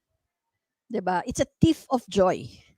'Di ba? It robs them of their dignity as a person when you compare them. I have seen a lot of young people who are so broken, who are broken adults now, because growing up they were always compared, very competitive yung mundong ginalawan nila, to the point that they were not really able to enjoy their life already because they were really very busy competing. I remember my mom, yun nga, sabi nga niya, pareho sila ng dad ko kasi they both came from a poor family. They were like self-made people. They had to really work their ass off to be able to give us a comfortable life. And they would always tell me na, we want you to experience the fullest. They never really pressured me in terms of grades. They were always telling me that you're a smart kid, okay, but enjoy. Because for them nga, they weren't really able to enjoy their childhood because uh, life was poor. So sabi, parang nung time na yon, wala, parang feeling daw nila wala daw silang choice kung hindi mag-aral para makaalis. Kasi 'di ba nung panahon na yon, yun yung linyahan ng mga magulang, 'di ba? Ang edukasyon lang ang tanging mapapamana ko sa iyo. So parang they were so focused with that they didn't really have the chance, 'di ba, to enjoy. So it's something that they share to us, they share to me, na parang, I'm not saying that hayaan mong bumagsak ka, hindi, kasi alam namin magaling ka, pero I don't want you to, yun nga, parang look at the pressure yourself and equate your define yourself by the grades that you have, 'di ba? Whatever grades that you give us, we love you unconditionally, 'di ba? And even, yun nga, stop comparing. Kasi sobrang sakit 'yon sa mga tao sa mga bata, lalo na kung mga kapatid yung compare o magkakamag-anak. Yung pinsan mo nakapag-aral niya, o yung pinsan mo nakarating sa ganyan, o yung ganyan. It really robs our children that dignity. Okay? And also, as I've mentioned a while ago, personalize your way of parenting. Again, depending on the personality and their developmental stage. Pag bata po, ito lang, I'd like to stress also. Ito yung mali ng mga Filipino parents Pag bata po kasi, sabi ko nga 0 to 12 yung formative years. So meaning, the child should look at you as an authority. Kasi nga, formation mo sila, 'di ba? So, hindi kayo pwedeng barkada. Hindi kayo pwedeng friends. You're not friends with your young kids. So, pag mga nasa 0 to 12 sila, hindi kayo barkada. They have to look at you as an authority. Pag sinabi mong ganito, explain, susunod. Okay? Pero pagdating po ng 12 onwards, yan, pa-teenager, you now shift. Pwede ka na dapat shifting yan. Pwede kang barkada, depending, pwede kang, pagka medyo tumigas ang ulo, aakyat ka uli sa authority. Anong nangyayari po sa napapansin ko sa mga magulang? Pag bata po, kasi nga siguro cute, bata pa, ay, hayaan mo, bata pa naman, kailang yan. Tapos pagdating ng teenager, doon sila nagiging strict. Hindi pwede yan, hindi pwede yan. Ay, hindi na sumusunod. So, nag-aaway na sila. So, ano nangyari? Nagre-rebelde na lalo yung bata. So, mali. Di ba po? So, baliktad. Unahin po muna, you have to be an authority. Okay? Pag na-establish nyo na authority kayo, madali na po yan. Okay? Like, yun nga, my children, they're 24, 22 again. Let me just share to you. Hanggang ngayon sa tanda na po nila, at yung aking bunso ay 6'1". Okay? Sa tangkad din po niya. alam pa rin po nila hanggang ngayon kung ano yung boses ko pag hindi na ako natutuwa. So, they know it. So, they know also when to behave now. Parang pag, anong oras ka uuwi? O, kunyari, pag tumawag ako na, nasan ka na? So, alam na nila na parang, oops, parang serious na si mommy. Okay? So, kasi, bit-bit na nila yun eh. Alam nila yung ano mo eh. Alam mo na nila na ano mo na yun. Ang tawag na establish mo na yung authority mo. Bata pa lang sila. So, madali na yun i-follow through when they're older. Whereas, sabi nga ng isa kong kliyente, ano ba yan? Nung bata nga ako, hinahayaan nila ako kahit anong gawin ko. Tapos ngayon, kailan ako tumanda, doon sila naging strict. Ano yun? Nagpapakamagulang sila ngayon. That's the line. Diba? Kasi hindi na nila na-appreciate. Kasi parang, hindi mo naman na-establish na authority ka. Tapos ngayon, nag-i-strict-strictan ka. So parang ang feeling nila, nag-feeling kang magulang, hindi ka naman magulang noon. Diba? So, go through the stage. Ano yung tamang stage? Para that's again being intentional parents. Being intentional parent. So now also, become familiar with your hotspots. Diba? Yun yung sinasabi natin na emotional triggers. Saan ka ba naiinis? Ako, naiinis ako pagka hindi ko gusto yung tono ng boses. So alam nila that you have to fix your tone of voice. You can answer back. You can argue with me. You can, alam mo yun, parang, mami, bakit? Basta kailangan, pag hindi ko na gusto yung tono ng boses, alam nila triggered ako dyan. So parang, pag nakita nila, meron na akong tingin, alam na ngayon nila, parang, kunyari, nagkakaroon na ng argument. No? So argue. Tapos may iba ng tono yung boses, iba na yung tingin ko sa kanila, alam na rin nila, parang, triggered na ako. Huwag na tayo mag-usap. So, aalis na ako. Kasi alam, susunod na nun, magwawala na ako kasi naiirita na ako sa ginawa mo. Parang gano'n na yon. So, you have to be familiar with your hotspot. Yan. And, okay, you have to manage your own moods. Diba? Kunyari, wala namang kinalaman sa pagiging magulang yung iyong mood ngayon. Yan. Huwag mo idamay yung mga hindi karamay or at least magpasintabi ka. Diba? Nasabihin mo ngayon parang, alam mo ba, sobrang stress ko sa work. Nagtalo kami ng isang kaopisina ko or whatever. So, wag niyo muna akong kausapin or wait lang, ako na lang muna.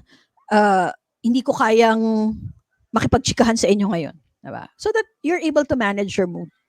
Inform the people. Hindi yun nga parang out of nowhere, you're just going to be bursting. You're going to be very destructive like Mount Pinatubo. Diba? Kasi emotions, you have to let it out from time to time. Yan. You cannot just keep it. And yan, very important. Learn to pause before responding in anger. Sabi ko nga po sa inyo, pagdidisiplina ay hindi pananakit. So, hindi pananakit, meaning hindi siya corporal punishment. Hindi kailangan sumigaw, hindi kailangan murahin, maliitin, saktan. Okay? Kaya, pag galit tayo, learn how to pause. Because, likely, you will definitely hurt the child. Okay? So, that's being intentional. So, pag pause, stop, layo, or hingang malalim, whatever it is, or anong happy pill ko ay magkakape ako. Magkakape muna ako. Ayoko munang isipin yan. Para at least nag-pause ka muna. Yan. That's why, as parents, yan, you have to take care of yourself. Okay? Take care of yourself the way you want someone else to. Love yourself as much as you want someone to love you. You have to build a strong relationship with yourself and make it your priority. You deserve to be happy with someone you will be spending the rest of your life with. So, you see, it's really about being intentional by taking care of yourself. Hindi pwedeng ilagay ang ating sarili sa dulo. Kasi we are carers. We are carers of our children. And we cannot love them if we do not know how to love ourselves. Diba napakasimpleng po yan, logic? Diba? Kaya nga po yung kanta ni Whitney Houston, Diba? Kita mo sinasabi niya, learning to love yourself is the greatest love of all. Sabi ko nga, it's one of the most beautiful songs ever written. It was one of the most beautiful songs ever sung. But the singer of this song did not really, parang did not really put into heart the message of her song. Kasi tama naman yan. Learning to love yourself is the greatest love of all. Because we are going to take care of our children. We are carers. We are there 24/7. Parang kanina yung sinasabi ko, wanted parent. Lahat yun. We have so many hats to wear. We have so many roles to play. Saan natin panghuhugutan yung mga yon? Saan tayo kukuha ng hugot from those things that you need to do when you don't take care of yourself? That would be very impossible. Pag wala tayong self-care, talagang mayat-maya, may mga spark moment yan. Bigla ka na lang nagsaspark. Kukuryente na lang yung mga tao sa paligid mo. Kasi nga, galit ka na sa nangyayari. Pagod ka na eh. Hindi mo na alam paano alagaan yung sarili mo eh. So ngayon, konting lang, ako na naman. Like naalala ko, may isa akong client. Ang client ko, yung anak. Mamaya, yung parents na yung tumatawag kasi sila na yung nag-aaway. O, tas naalala, kinukwento nila, sabi nung nanay, one time daw, naghuhugas na lang siya ng pinggan. Tapos bigla na lang siya nag-flare up. Sabi daw niya sa mga anak niya, pagod na ako. Mula noon, ganyan kayo talaga sa. Ang dami na. Pero parang ang issue lang that time is marami siyang hugasin. So akala ng mga bata talaga ay, sabi nga nila parang nababaliw na tong nanay ko. Diba? Pero hindi niya nakita. Si mami hindi marunong mag-self-care. Lahat, sige, gawa para sa anak. Lahat, kayo, lahat. Sige, bigay. Siya, ubos, wala na. So, dahil ubos, wala nang ibibigay, madali nang mag-spark. Okay? So, it's not healthy to just be like taking care of others without you taking care of yourself. Okay? As they say, you cannot pour from an empty cup. Diba? It's like logically, diba? Metaphorically, and literally, ay totoo. Yan. Ay, ano ba yun? Diba? And we all know, as parents, yan, we are in the, we are in the stage, the midlife. It's another difficult stage. Okay? Gusto ko pong maintindihan ninyo na, kaya, lalo na kung meron kayong teenager na anak, tapos nasa midlife kayo, ano pong edad ng midlife? 35 to 55. Okay? So, midlife. Pag usually, kaya nagkakaroon talaga ng disagreements or like problem in the relationship between the parent and the child because both are going through a difficult transition. Diba? Kasi nga, yung teenager nasa adolescent, isa pong difficult stage. Tatlo po yung difficult stages natin eh. Preschool, yung early childhood, adolescence, at saka middle adulthood. So just imagine kung meron po kayong anak na teenager, tas kayo ay meron kayong sa midlife kayo at meron kayong midlife crisis. So, dalawa kayo na mahirap na stages, okay, na nasa isang bahay. So, malaki ang chance na talagang may sasabog. That is why you have to understand. Again, that's being intentional. Kasi intentional is understanding, ay wait lang, midlife ito midlife. Relax. Like, I remember I went out with my girlfriends last Saturday. And then, one of my friends was sharing na ang bilis daw niyang mainis ngayon, yung mga anak niya, nabibirduhan na raw sa kanya, ganyan-ganyan. So sabi ko, Mare, I think nasa midlife crisis ka ngayon. Sabi niya, hala, gano'n na ba? Sabi ko, wala naman, hindi naman kailangan i-deny yun. Hindi naman ibig sabihin na matanda ka na or something. It's just acknowledging that, yes, I am in a crisis right now. These are my issues. So that, talk to your children so that they also understand where you're coming from. And understand, of course, you have to understand yourself. And then make your children understand where you're coming from so that they're aware. Hindi na lang sila parang, ano ba nangyari sa nanay ko? Ba't ganito na lang? Pati siya nga daw, nagugulat sa sarili niya. So, we have to understand. Kaya minsan, pagka yung mga magulang na nandito sa stage na to, in-explain ko, baka midlife lang po yan. Okay? So you have to understand what you are going through, and that there might be issues that you have that's getting getting in the present, or moving here in this, parang in this part, or in this time of your life, the issues that you were like trying to keep for a long time. Yeah. And of course, your children deserve the best of you. But they deserve the best parents. So how do you give it to them? Diba? You have to be intentional. Diba? If you want to be the best, you have to be intentional. Yun yung gusto mo. Sabi, I want to be the best parent. Again, being the best naman is very subjective. Diba? Hindi naman ibig sabihin nun, mayaman ka, napag-aral mo sa mamahaling eskwelahan. Hindi yon. Diba? Uh, it's up to you. Ano ba yung being the best parent for you? And of course, that your children deserve the best of you. Okay?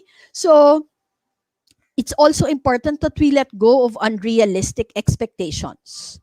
Okay? Tingnan mo, again, kilalanin mo yung anak mo. Baka may mga bagay na hindi na realistic sa pagkatao ng anak mo na pinipilit mo pa rin sa kanya. Again, because it's an issue that you have with yourself. It's not really because of the child.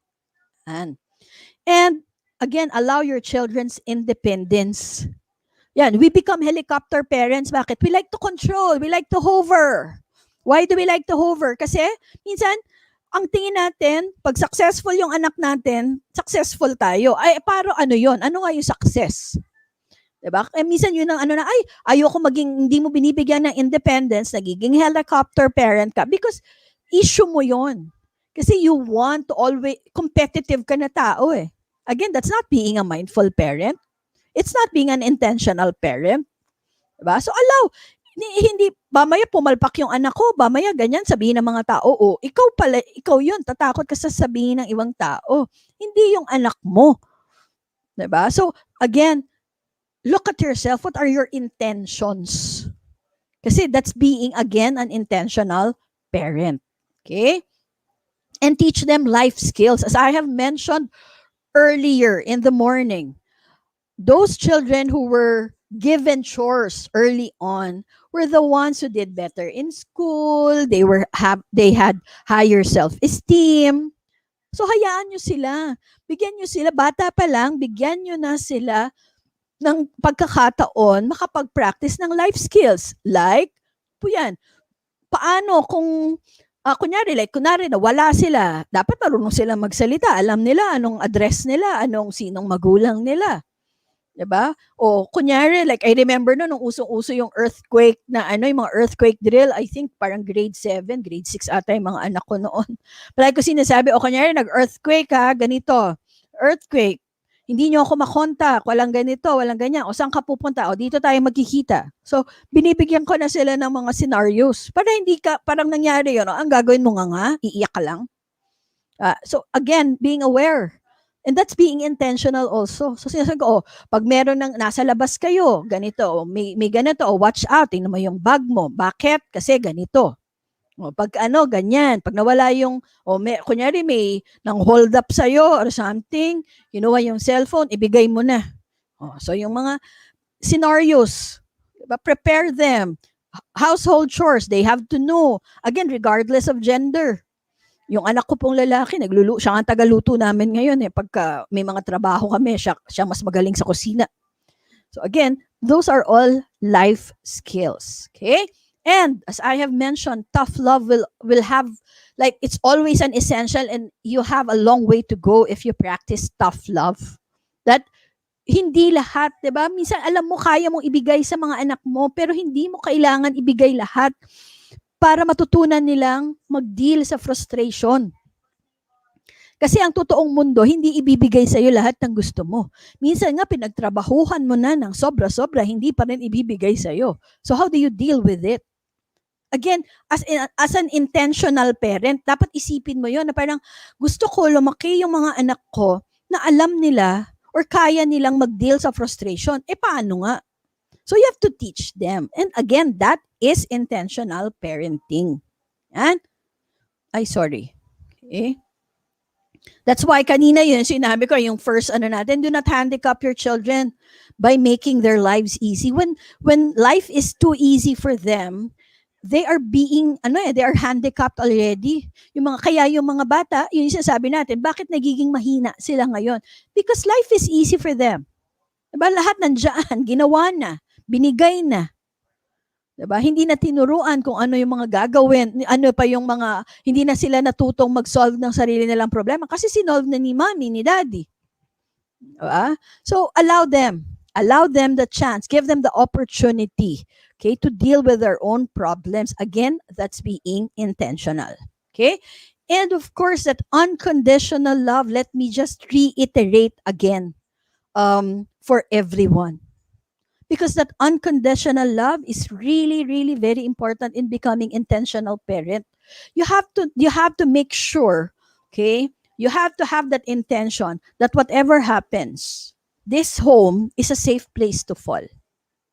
Kahit anong mangyari, tatanggapin ka namin ng buong buo.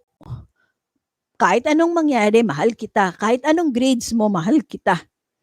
Kahit anong kapalpakan mo, mahal kita. Kasi magulang lang naman ang kayang magbigay nun. Hindi pa ba natin kayang ibigay yon sa ating mga anak? I tell parents all the time, yun nga, the world is cruel and the world will love your child or your children with condition. Diba? Like in the workplace. If you don't deliver the work, you get fired. You don't deliver the quota, you get fired. So lahat may kondisyon. Diba? O even din minsan sa pag-aasawa may kondisyon, diba? Pag hindi ka na ganito, hindi ka na ganyan, hindi na ayoko na sa'yo. Diba? So it's only really the home. It's really the parents who's providing that unconditional love. Ipagkakait pa ba natin yon? And yet, yun nga a lot of kids, a lot of teenagers that I talk to in the counseling center, even with my own students, again, that's a common line. Alam kong mahal ako pero hindi ko maramdaman. Or worse, ang sasabihin nga nila, hindi naman ako mahal ng magulang ko eh. Diba? Ang mahal lang naman niya si kuya eh. Ang mahal lang naman niya si ganito eh. Kasi yun, magaling, yun, matalino, ako hindi. Diba? See how they, like I remember lang, may isa akong estudyante, sabi ko, do you know that the parents' love is unconditional? Talagang nag-raise siya ng kamay. Sabi niya, I beg to disagree, miss, sabi niya. Because my parents would only love me when I give them good grades. Diba? So, I cannot contest that. Hindi ko pwedeng sabihin, hindi ganun ang parents. So, I have to validate her emotions and tell her, oh, can you tell me more about it? Sabi niya, doon na siya nagkukwento na ganun nga yung magulang niya. Diba? So, hindi yun hindi yun ang pagiging intentional parent. We have to make sure that our home is a safe place to fall. Yan. So, ito na po tayo.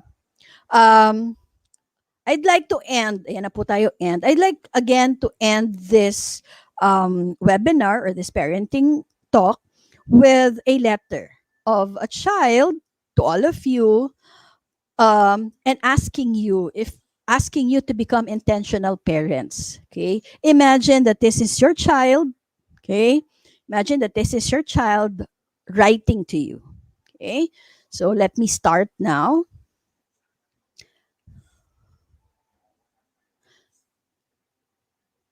Okay, dear mom and dad, this is a letter I wish I could write. I love you. I may not always like you, but I love you. I am aware of my judgments of you and your judgment towards me. Just as I want you to be proud of me, it is also important for me to be proud of you. I want a parent I could look up to and respect.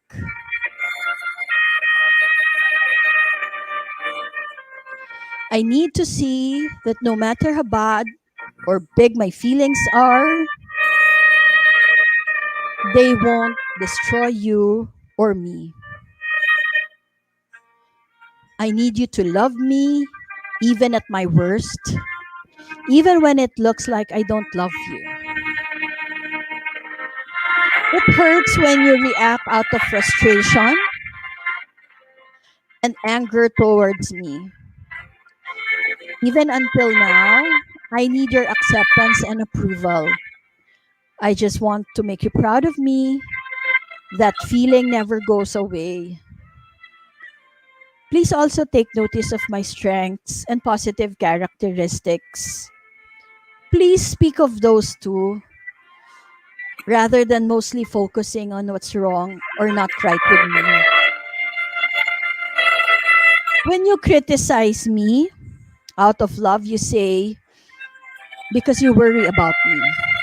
You want to protect me or you want me to be better, but it crushes me at my core and makes me feel useless and worthless. Instead of resulting in me changing, it does the opposite. It makes me want to rebel and fight back.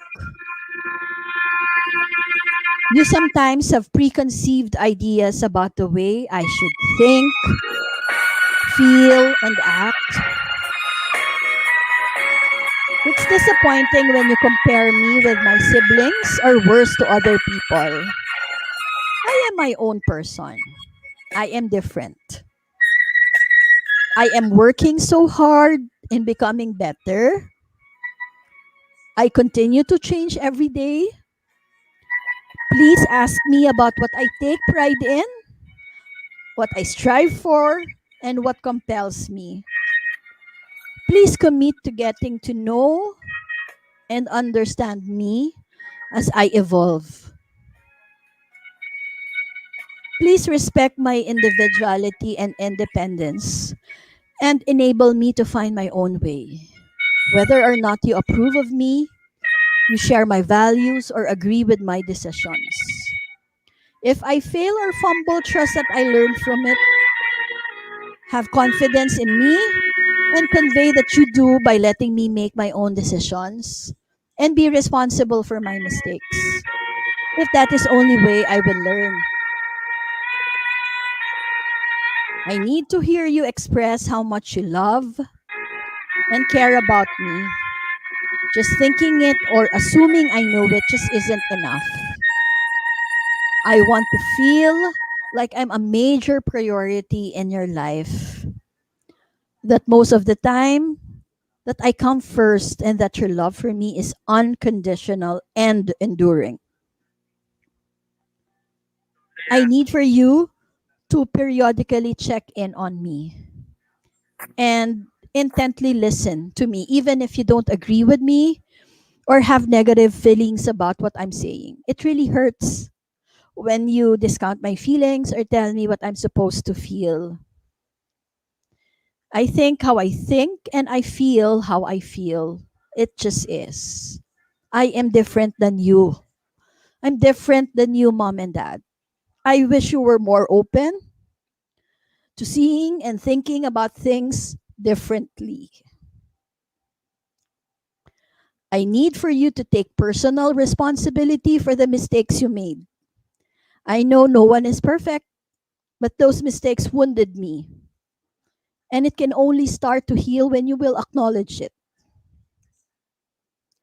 When you get defensive, it makes me feel invalidated and that you're dismissive of me and my feelings. I know we can't undo the past, but I need to feel safe and secure that I won't be hurt in the same way again. Please hang on, mom and dad. Please do not give up on me.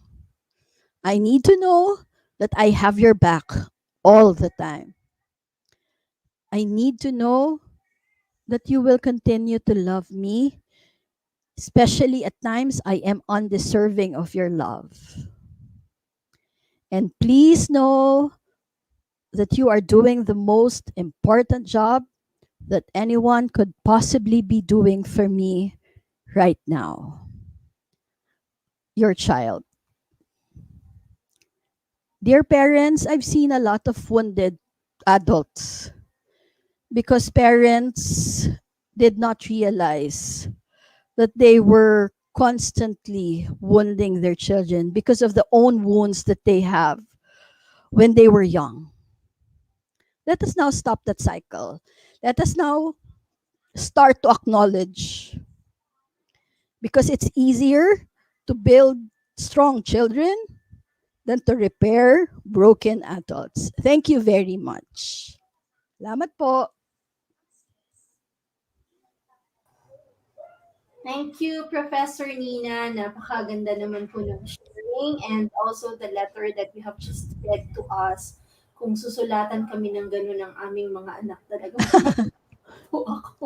Yes. Thank you so much for that. I'm sure all our viewers, both teachers and parents, marami pong natutunan ngayon. But if you have questions, parents and viewers, teachers po, you can interact with us by clicking on the description box below. Meron po diyang link where you can send your questions for our discussion this afternoon. And we have one already coming from a parent of a grade 5 student. How does one get in touch with childhood wounds when the person who caused the wounds is not around anymore? Okay. Pag wala na po yung tao, basta yung tao pong nasugatan, the person who was wounded needs to be processed, especially if it's something that is too much for the person. Yung hindi na po niya kayang i-handle yung sugat na yon, even if the person who wounded the person is not there anymore, pwede naman pong maging maayos yon. So how do you process it? Does the child need to see a psychologist po like you, Well, Professor? Or can depending it po be yan. done with the parents na lang Okay. po? Actually, pwede naman po yan actually with the parents, kung kaya ng parents i-handle. Pero kung halimbawang it's now very ano na, parang very subjective na, minsan kasi 'di ba pagka parte tayo ng problema nga, we get to be very biased or defensive. So pag nagiging defensive na tayo, we don't get to fix the problem or the issue. So now we should get another person. So well, kung kaya po ng kamag-anak na meron pwedeng ganon, ability to do it, then why not? Pero kung gusto nyo talagang guided by a professional, then you have to seek help and go to a professional. Okay, that reminds me, Professor Nina, to ask Yes. your details later if you can share with us your contact Yeah. details where they can get in touch with you in case po they would need professional guidance from a psychologist like you. Thank you po for that. Thank you. Any other question?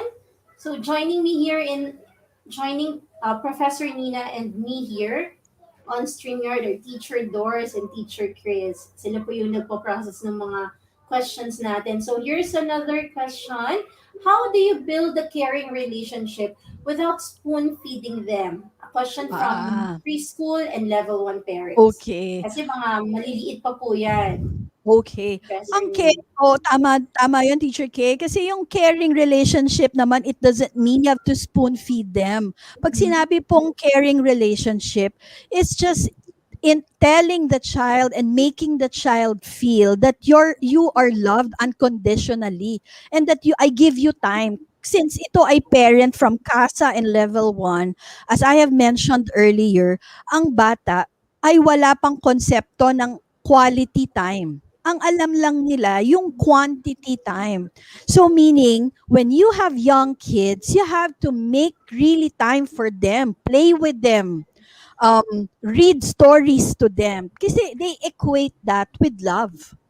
Hindi mo pwedeng sabihin, anak, alam mo naman yun, ginagawa ko tong work na to para sa future mo, mahal kita. Hindi gets ng bata yon. Gets yon ng mga ano, yung mga medyo mas matatanda, gets na nila yon. Pero yun nga, kaya nga sabi natin kanina, you have to be appropriate developmentally in dealing with your child.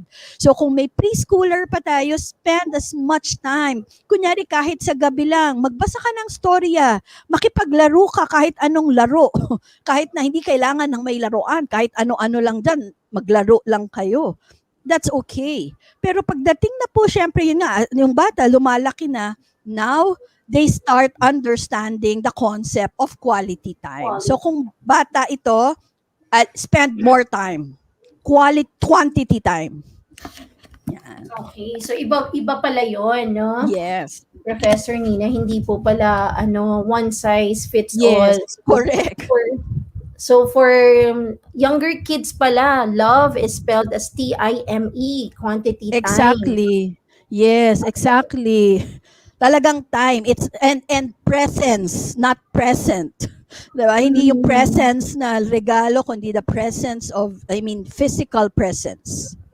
Okay po. So next question, how do parents deal with sibling rivalry? Rivalry. Okay.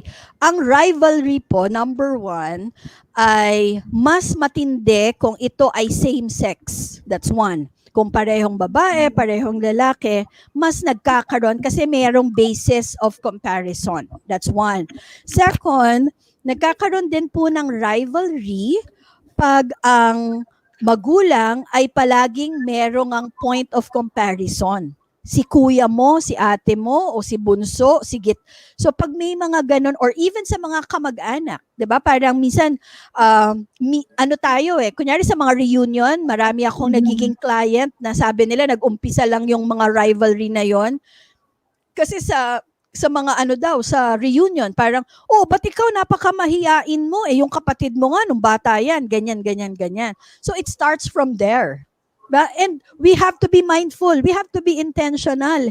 Walang comparison. Kasi nga, it robs them the dignity, and now they start parang feeling parang they feel like I don't like you to be my sibling because you are alwaysly compared to me. So, kung wala lang po yung comparison na yan, walang sibling rivalry, saka dapat ang treatment ay pantay-pantay. Hindi na po uso ngayon, di ba? It's a toxic Filipino trait na iba yung privilege ng panganay, iba yung privilege ng bunso, iba yung privilege ng lalaki, iba yung privilege ng babae. Hindi na po yun dapat ngayon. Lahat po yung magkakapatid, of course, you'll have to give them equal treatment. Now, if there are certain things, for instance, na issue, say for instance, like I remember my mom had to talk to me kasi yung brother ko, 15 years ang gap namin. Tapos ang napapansin ko noon, parang masyado siyang nakatutok, mas matanda na nga yung kapatid ko. And then, I started asking her, na ba't ganun ka? Favorite mo siguro yan. Parang ganun yung and then she started telling me that, alam mo naman, your kuya is very sakitin, your kuya is like this and like that. So, nung naintindihan ko na yung pinanggagalingan niya, I did not resent anymore. I now understand where my mom is coming from. Pero kung hindi niya na naiintindihan, I would assume, kung hindi ko yun naintindihan, I will forever hate my kuya. Kasi it would seem like favorite siya ng nanay ko. Yun. Tama po, no? So, parang sinasabi niyo po, Professor Nina, correct me if I'm wrong, Yeah. so to treat our kids equally, but we love them individually and Yes. uniquely, no? Depende Exactly. po sa personality ng Yes. bawat isa. Tsaka yung Yes. love language, narinig ko yun Yes. sa inyo kanina. Okay Yes. po, another question. Should parental engagement lessen as the child grows older? Ito po, mga Wow. high school parents naman po nagtatanong nito. Very good question. Ito na nga po siya. 'Di ba? Katulad, konektado po yan kanina doon sa nagtanong sa preschool na sabi ko sa inyo na pag ang bata kailangan quantity time. Pag high school, quality time na lang yan. So ano yung parental engagement? Hahanapin ka niyan pag kailangan ka niya. Okay, kung you have a very stable relationship when the child was younger already at naibigay mo na yung sense of authority mo, as I have mentioned earlier, dapat ang parents, authority nung bata, yung bata, pag tumatanda na yung batang yan, nagiging teenager, you now shift depending on the need. Pwede ka na ngayong friend, barkada, or pwede ka uling babalik naging magulang. So ngayon, yung engagement naman, anong kailangan nun? Pag hindi ka kailangan, alam mo naman yung mga teenager ngayon, 'di ba? Yun nga, they like to do things on their own. So, hayaan mo pag nakita mo kunyari, anak, okay ka lang ba? Parang bad mood ka. Kunyari, ganun. Gusto mo bang pag-usapan natin 'yan? Pag sinabi nung bata na, "Mami, okay lang ako, kaya ko 'to." wag mo nang kulitin kung teenager. Kasi lalong, di ba, meron ako may mga client ako, sabi daw niya, sinabi ko na nga po na okay ako. Anong sabi ng nanay daw niya? Hindi hindi ka okay. Kilala kita, galing ka sa akin. Ang dami na raw history.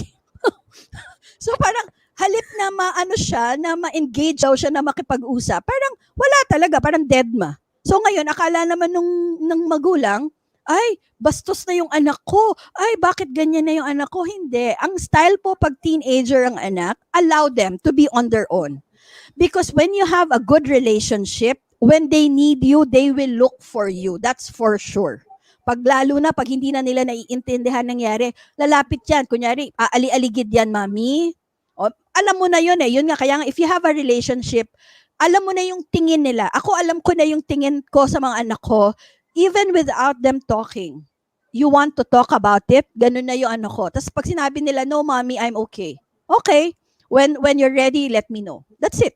And again, when the relationship is stable and connected, babalik yan sa'yo. Mommy, can we talk? Yan. So, lesson talaga pagdating ng high school.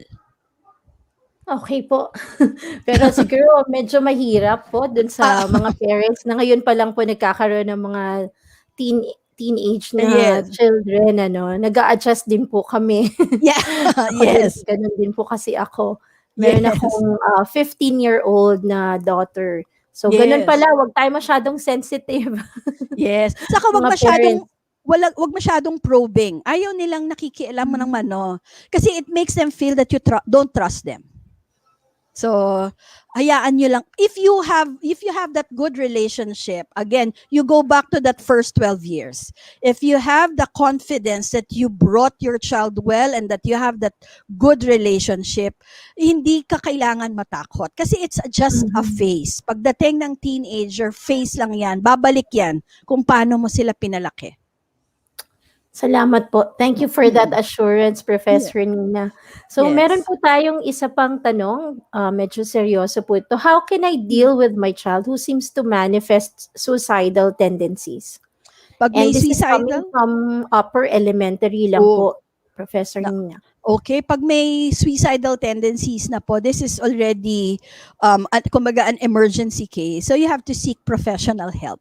Kailangan po ng professional kasi po kailangan na po natin mahanap yung lalim ng sugat. The fact na merong suicidal, usually po ang mga batang may suicidal tendencies, I have asked them why do they want to hurt themselves. And they have that one common answer. The pain is too much that I could no longer feel emotionally, so I need to hurt myself physically to feel again. So common po sa lahat ng nagsusuicide yon. Parang sobra na daw sakit. Hindi ko na siya maproseso, hindi ko na naintindihan to the point that they have already been callous about it. And now they're trying to hurt themselves to feel again. So they have that satisfaction. Parang, ay, nasaktan ako. Ay, okay pa ako, parang ganon. So parang every time na hindi nila napaprocess, yun ang ginagawa nila. Sinasaktan nila yung sarili nila. So kailangan nating mahanap yung lalim nung sugat na yon. At I don't think the parents will be able to find it. You need professional help po pag may suicidal tendencies na po. Opo. Sige po. We will be sharing Professor Nina's contact details later because I'm sure she will be able to help you with that kung meron pong ganong scenario sa family. So another question from a grade 8 parent. I have a son who is very quiet. How will I trigger him to be open and start conversation with us on casual times like dinner, watching TV, or tunganga moments? Lalo ngayon na magkakasama sila sa bahay. This quarantine period. So grade 8 na to, I would assume ilang taon na to? Mga 14, tama? No, Yeah, 14, 14, oo, mga 14 years old. So, teenager na din itong batang ito. Ang number one question ko po dito, what is your relationship with your son during the childhood years? Ano muna po yung relationship kung bakit hindi po siya nakakapag-start ng conversation? Kasi mas malakas ang chance na baka wala naman po talagang relationship to begin with during the childhood years, and now you are starting to build that relationship now, which is now very awkward for the child. So, pwedeng yun po. Ang second, tingnan nyo po, pag nagko-converse ba kayo, or kunyari like reaction. Like for instance, you have a reaction for, kunyari nanunood kayo. Ito, very common to. Nanunood kayo ng news, kunyari, halimbawa, may na-rape. Ayan, ang ganyan. Common ano yan eh. Sabihin, hay nako, ayan, kaya yan na-rape kasi ganyan yung damit niyan. So ngayon, nadidinig ng bata na ganito pala yung tingin ng nanay ko. Ay, ganito pala yung tingin ng tatay ko. Ay, ayoko na lang mag-open sa kanya. Ayoko na lang sabihin yung tingin ko kasi parang yung kanilang mindset pala makitid lang. Kasi they watch you eh. Ano yung mga reaction mo eh.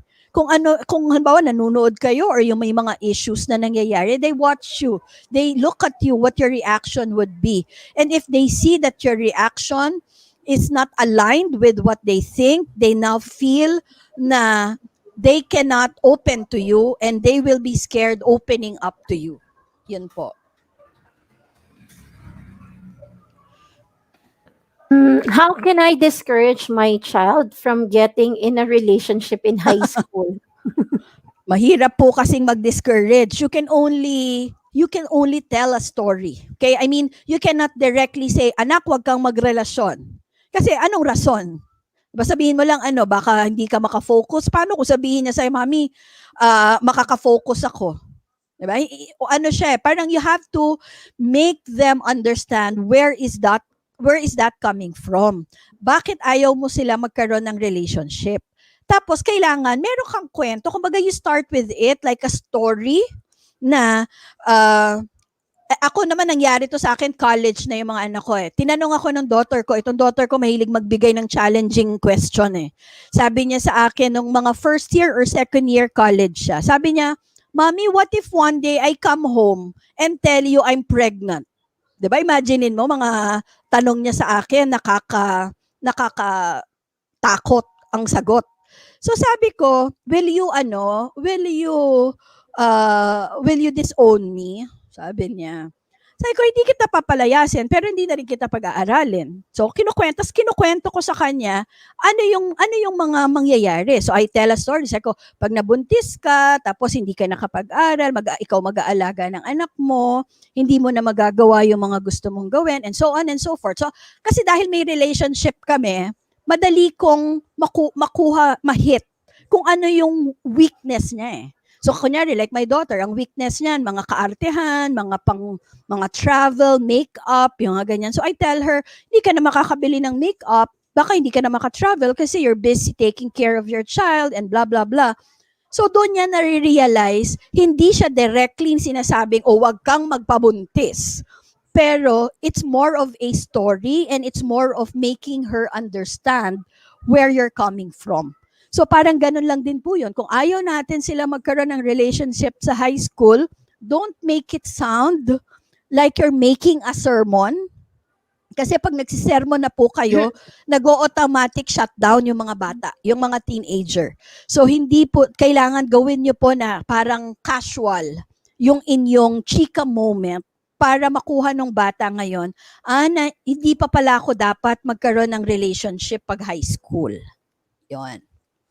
Okay, so it all boils down, Professor Nina, to good relationship nung bata pa sila, mula nung bata pa sila. So ito po yung next na tanong ng isang parent. So isn't it too late to build a relationship with my children now that they are in high school? So yung ngayon pa lang po magka-catch up kasi ngayon sila nagiging aware, ngayon po sila na-educate on parenting. Pero high school na po yung mga kids nila. So may hope pa ba? Yes. To build a relationship? Sabi ko nga sa kaninang umaga, hindi na lang po siya, meron hope, pero hindi po siya magiging madali. So, kailangan aware lang po tayo. If ngayon pa lang po tayo magkakaroon ng relationship, you will have to take the extra mile. Kung yung iba kasi nakapag-build ng relationship, so parang follow through na lang. So ito dahil mag-uumpisa pa lang po kayo sa umpisa. So you have to, kumbaga sa lesson, you have to master addition and subtraction first before you're able to go to multiplication and division. So kailangan muna ng mas matagal. So kailangan ng more patience, more you have to be more intentional as a parent kasi gusto mo na nga ngayon na mag-build ng relationship with your high school child. So, Professor Nina, where do they begin or where do they start? Kasi na-miss na po nila yung ibang developmental stages, di ba? Yeah, correct. So, in Alam, building a relationship with the teenager, dapat po okay, dun sa appropriate na stage pa din po. stage, correct. Alam nyo, ang mga teenagers, ang nakakatuwa sa kanila, ay pag nakita nila, pag kaya mo silang sabayan, meaning if you are on the same wavelength, you have to get to know the generation of your child. Okay? Kasi iba nga yung, so hindi mo pwedeng gamitin kung ano yung, kunyari, ano ba yung term na ginagamit natin ng 80s? Disco. Wala nang disco ngayon. Diba? Ano ba yung parang parlor? Wala na ngayon. Salon na yon. Diba? So, parang you need to follow through their language. Like yung ngayon, diba? They use charot. Chinacharot mo ko.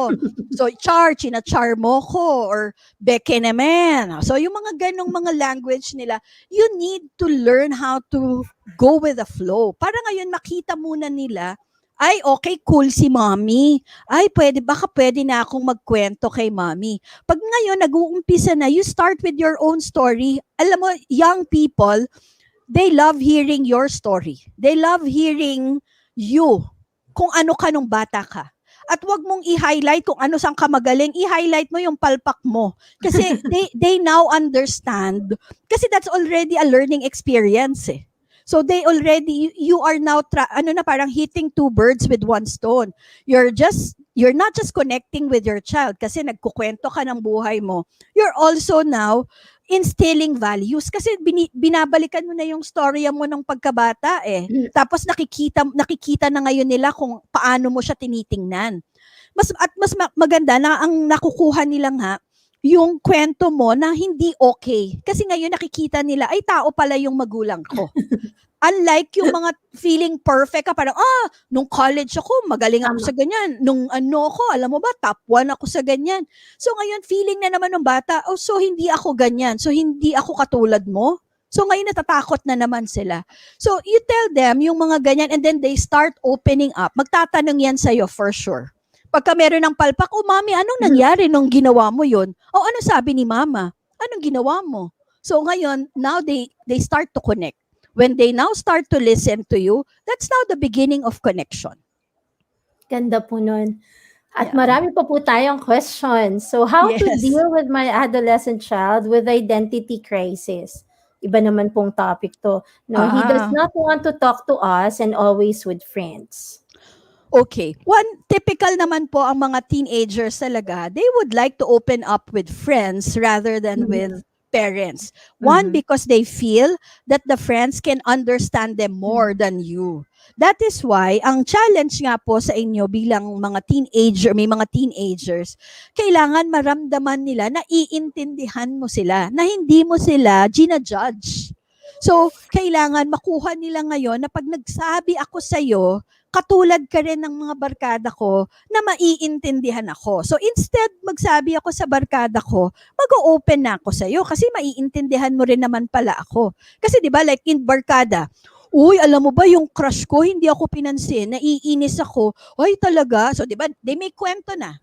Pero kunyari ikwento mo yan sa nanay mo, sasabihin, para crush lang ang arte-arte mo, bata-bata mo. So ano po yung makukuha nilang diba? So they wouldn't tell you a story anymore. But when you react, like I remember then yung daughter ko, meron siyang bang tawag sa ganun, prom. Sabi ko sa kanya, sinong ka-prom nyo? Sino yung ka-date nyo? Gwapo ba? So, at least nakukuha niya na parang, gets ni mommy na, ay gusto ko ng gwapo, ay gusto ko ng ganyan. Because that's my way of again connecting so that later on, I would be able to instill the correct values to my daughter. So, make kwento and be open. Yun po.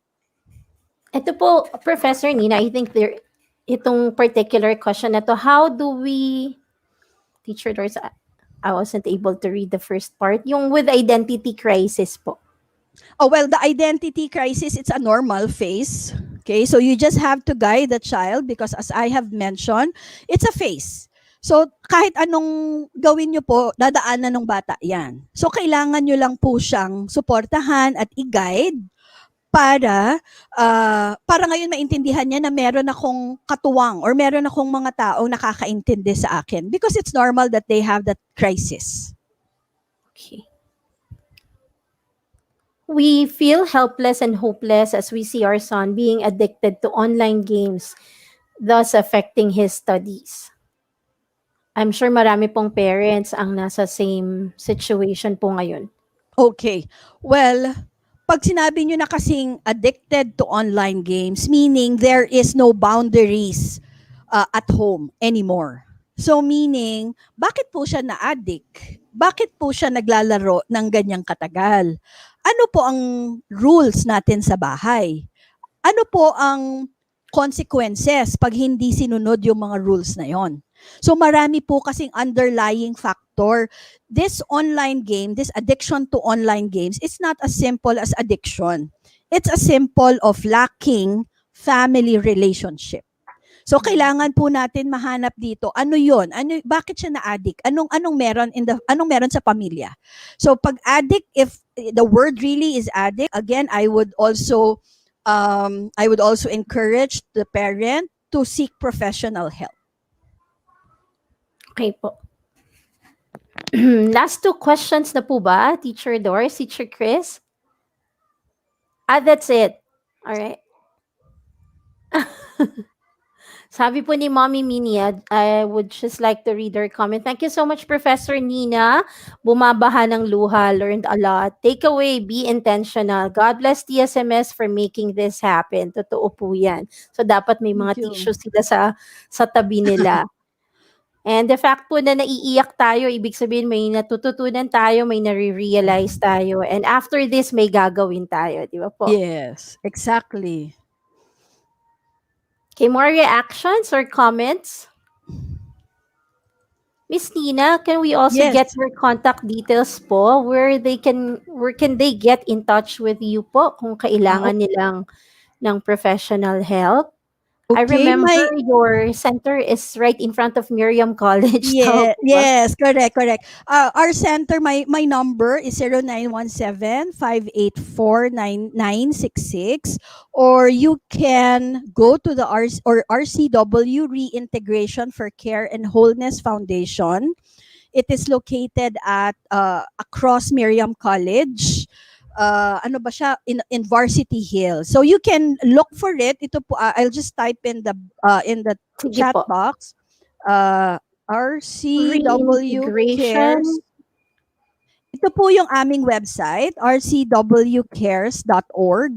If you want to check the exact location, you also would check all our programs and all of the other counselors and psychologists that are part of the team. Okay, again, that's rcwcares.org, and also her office is located right in front of Miriam College, and her contact number is 0917-584-9966.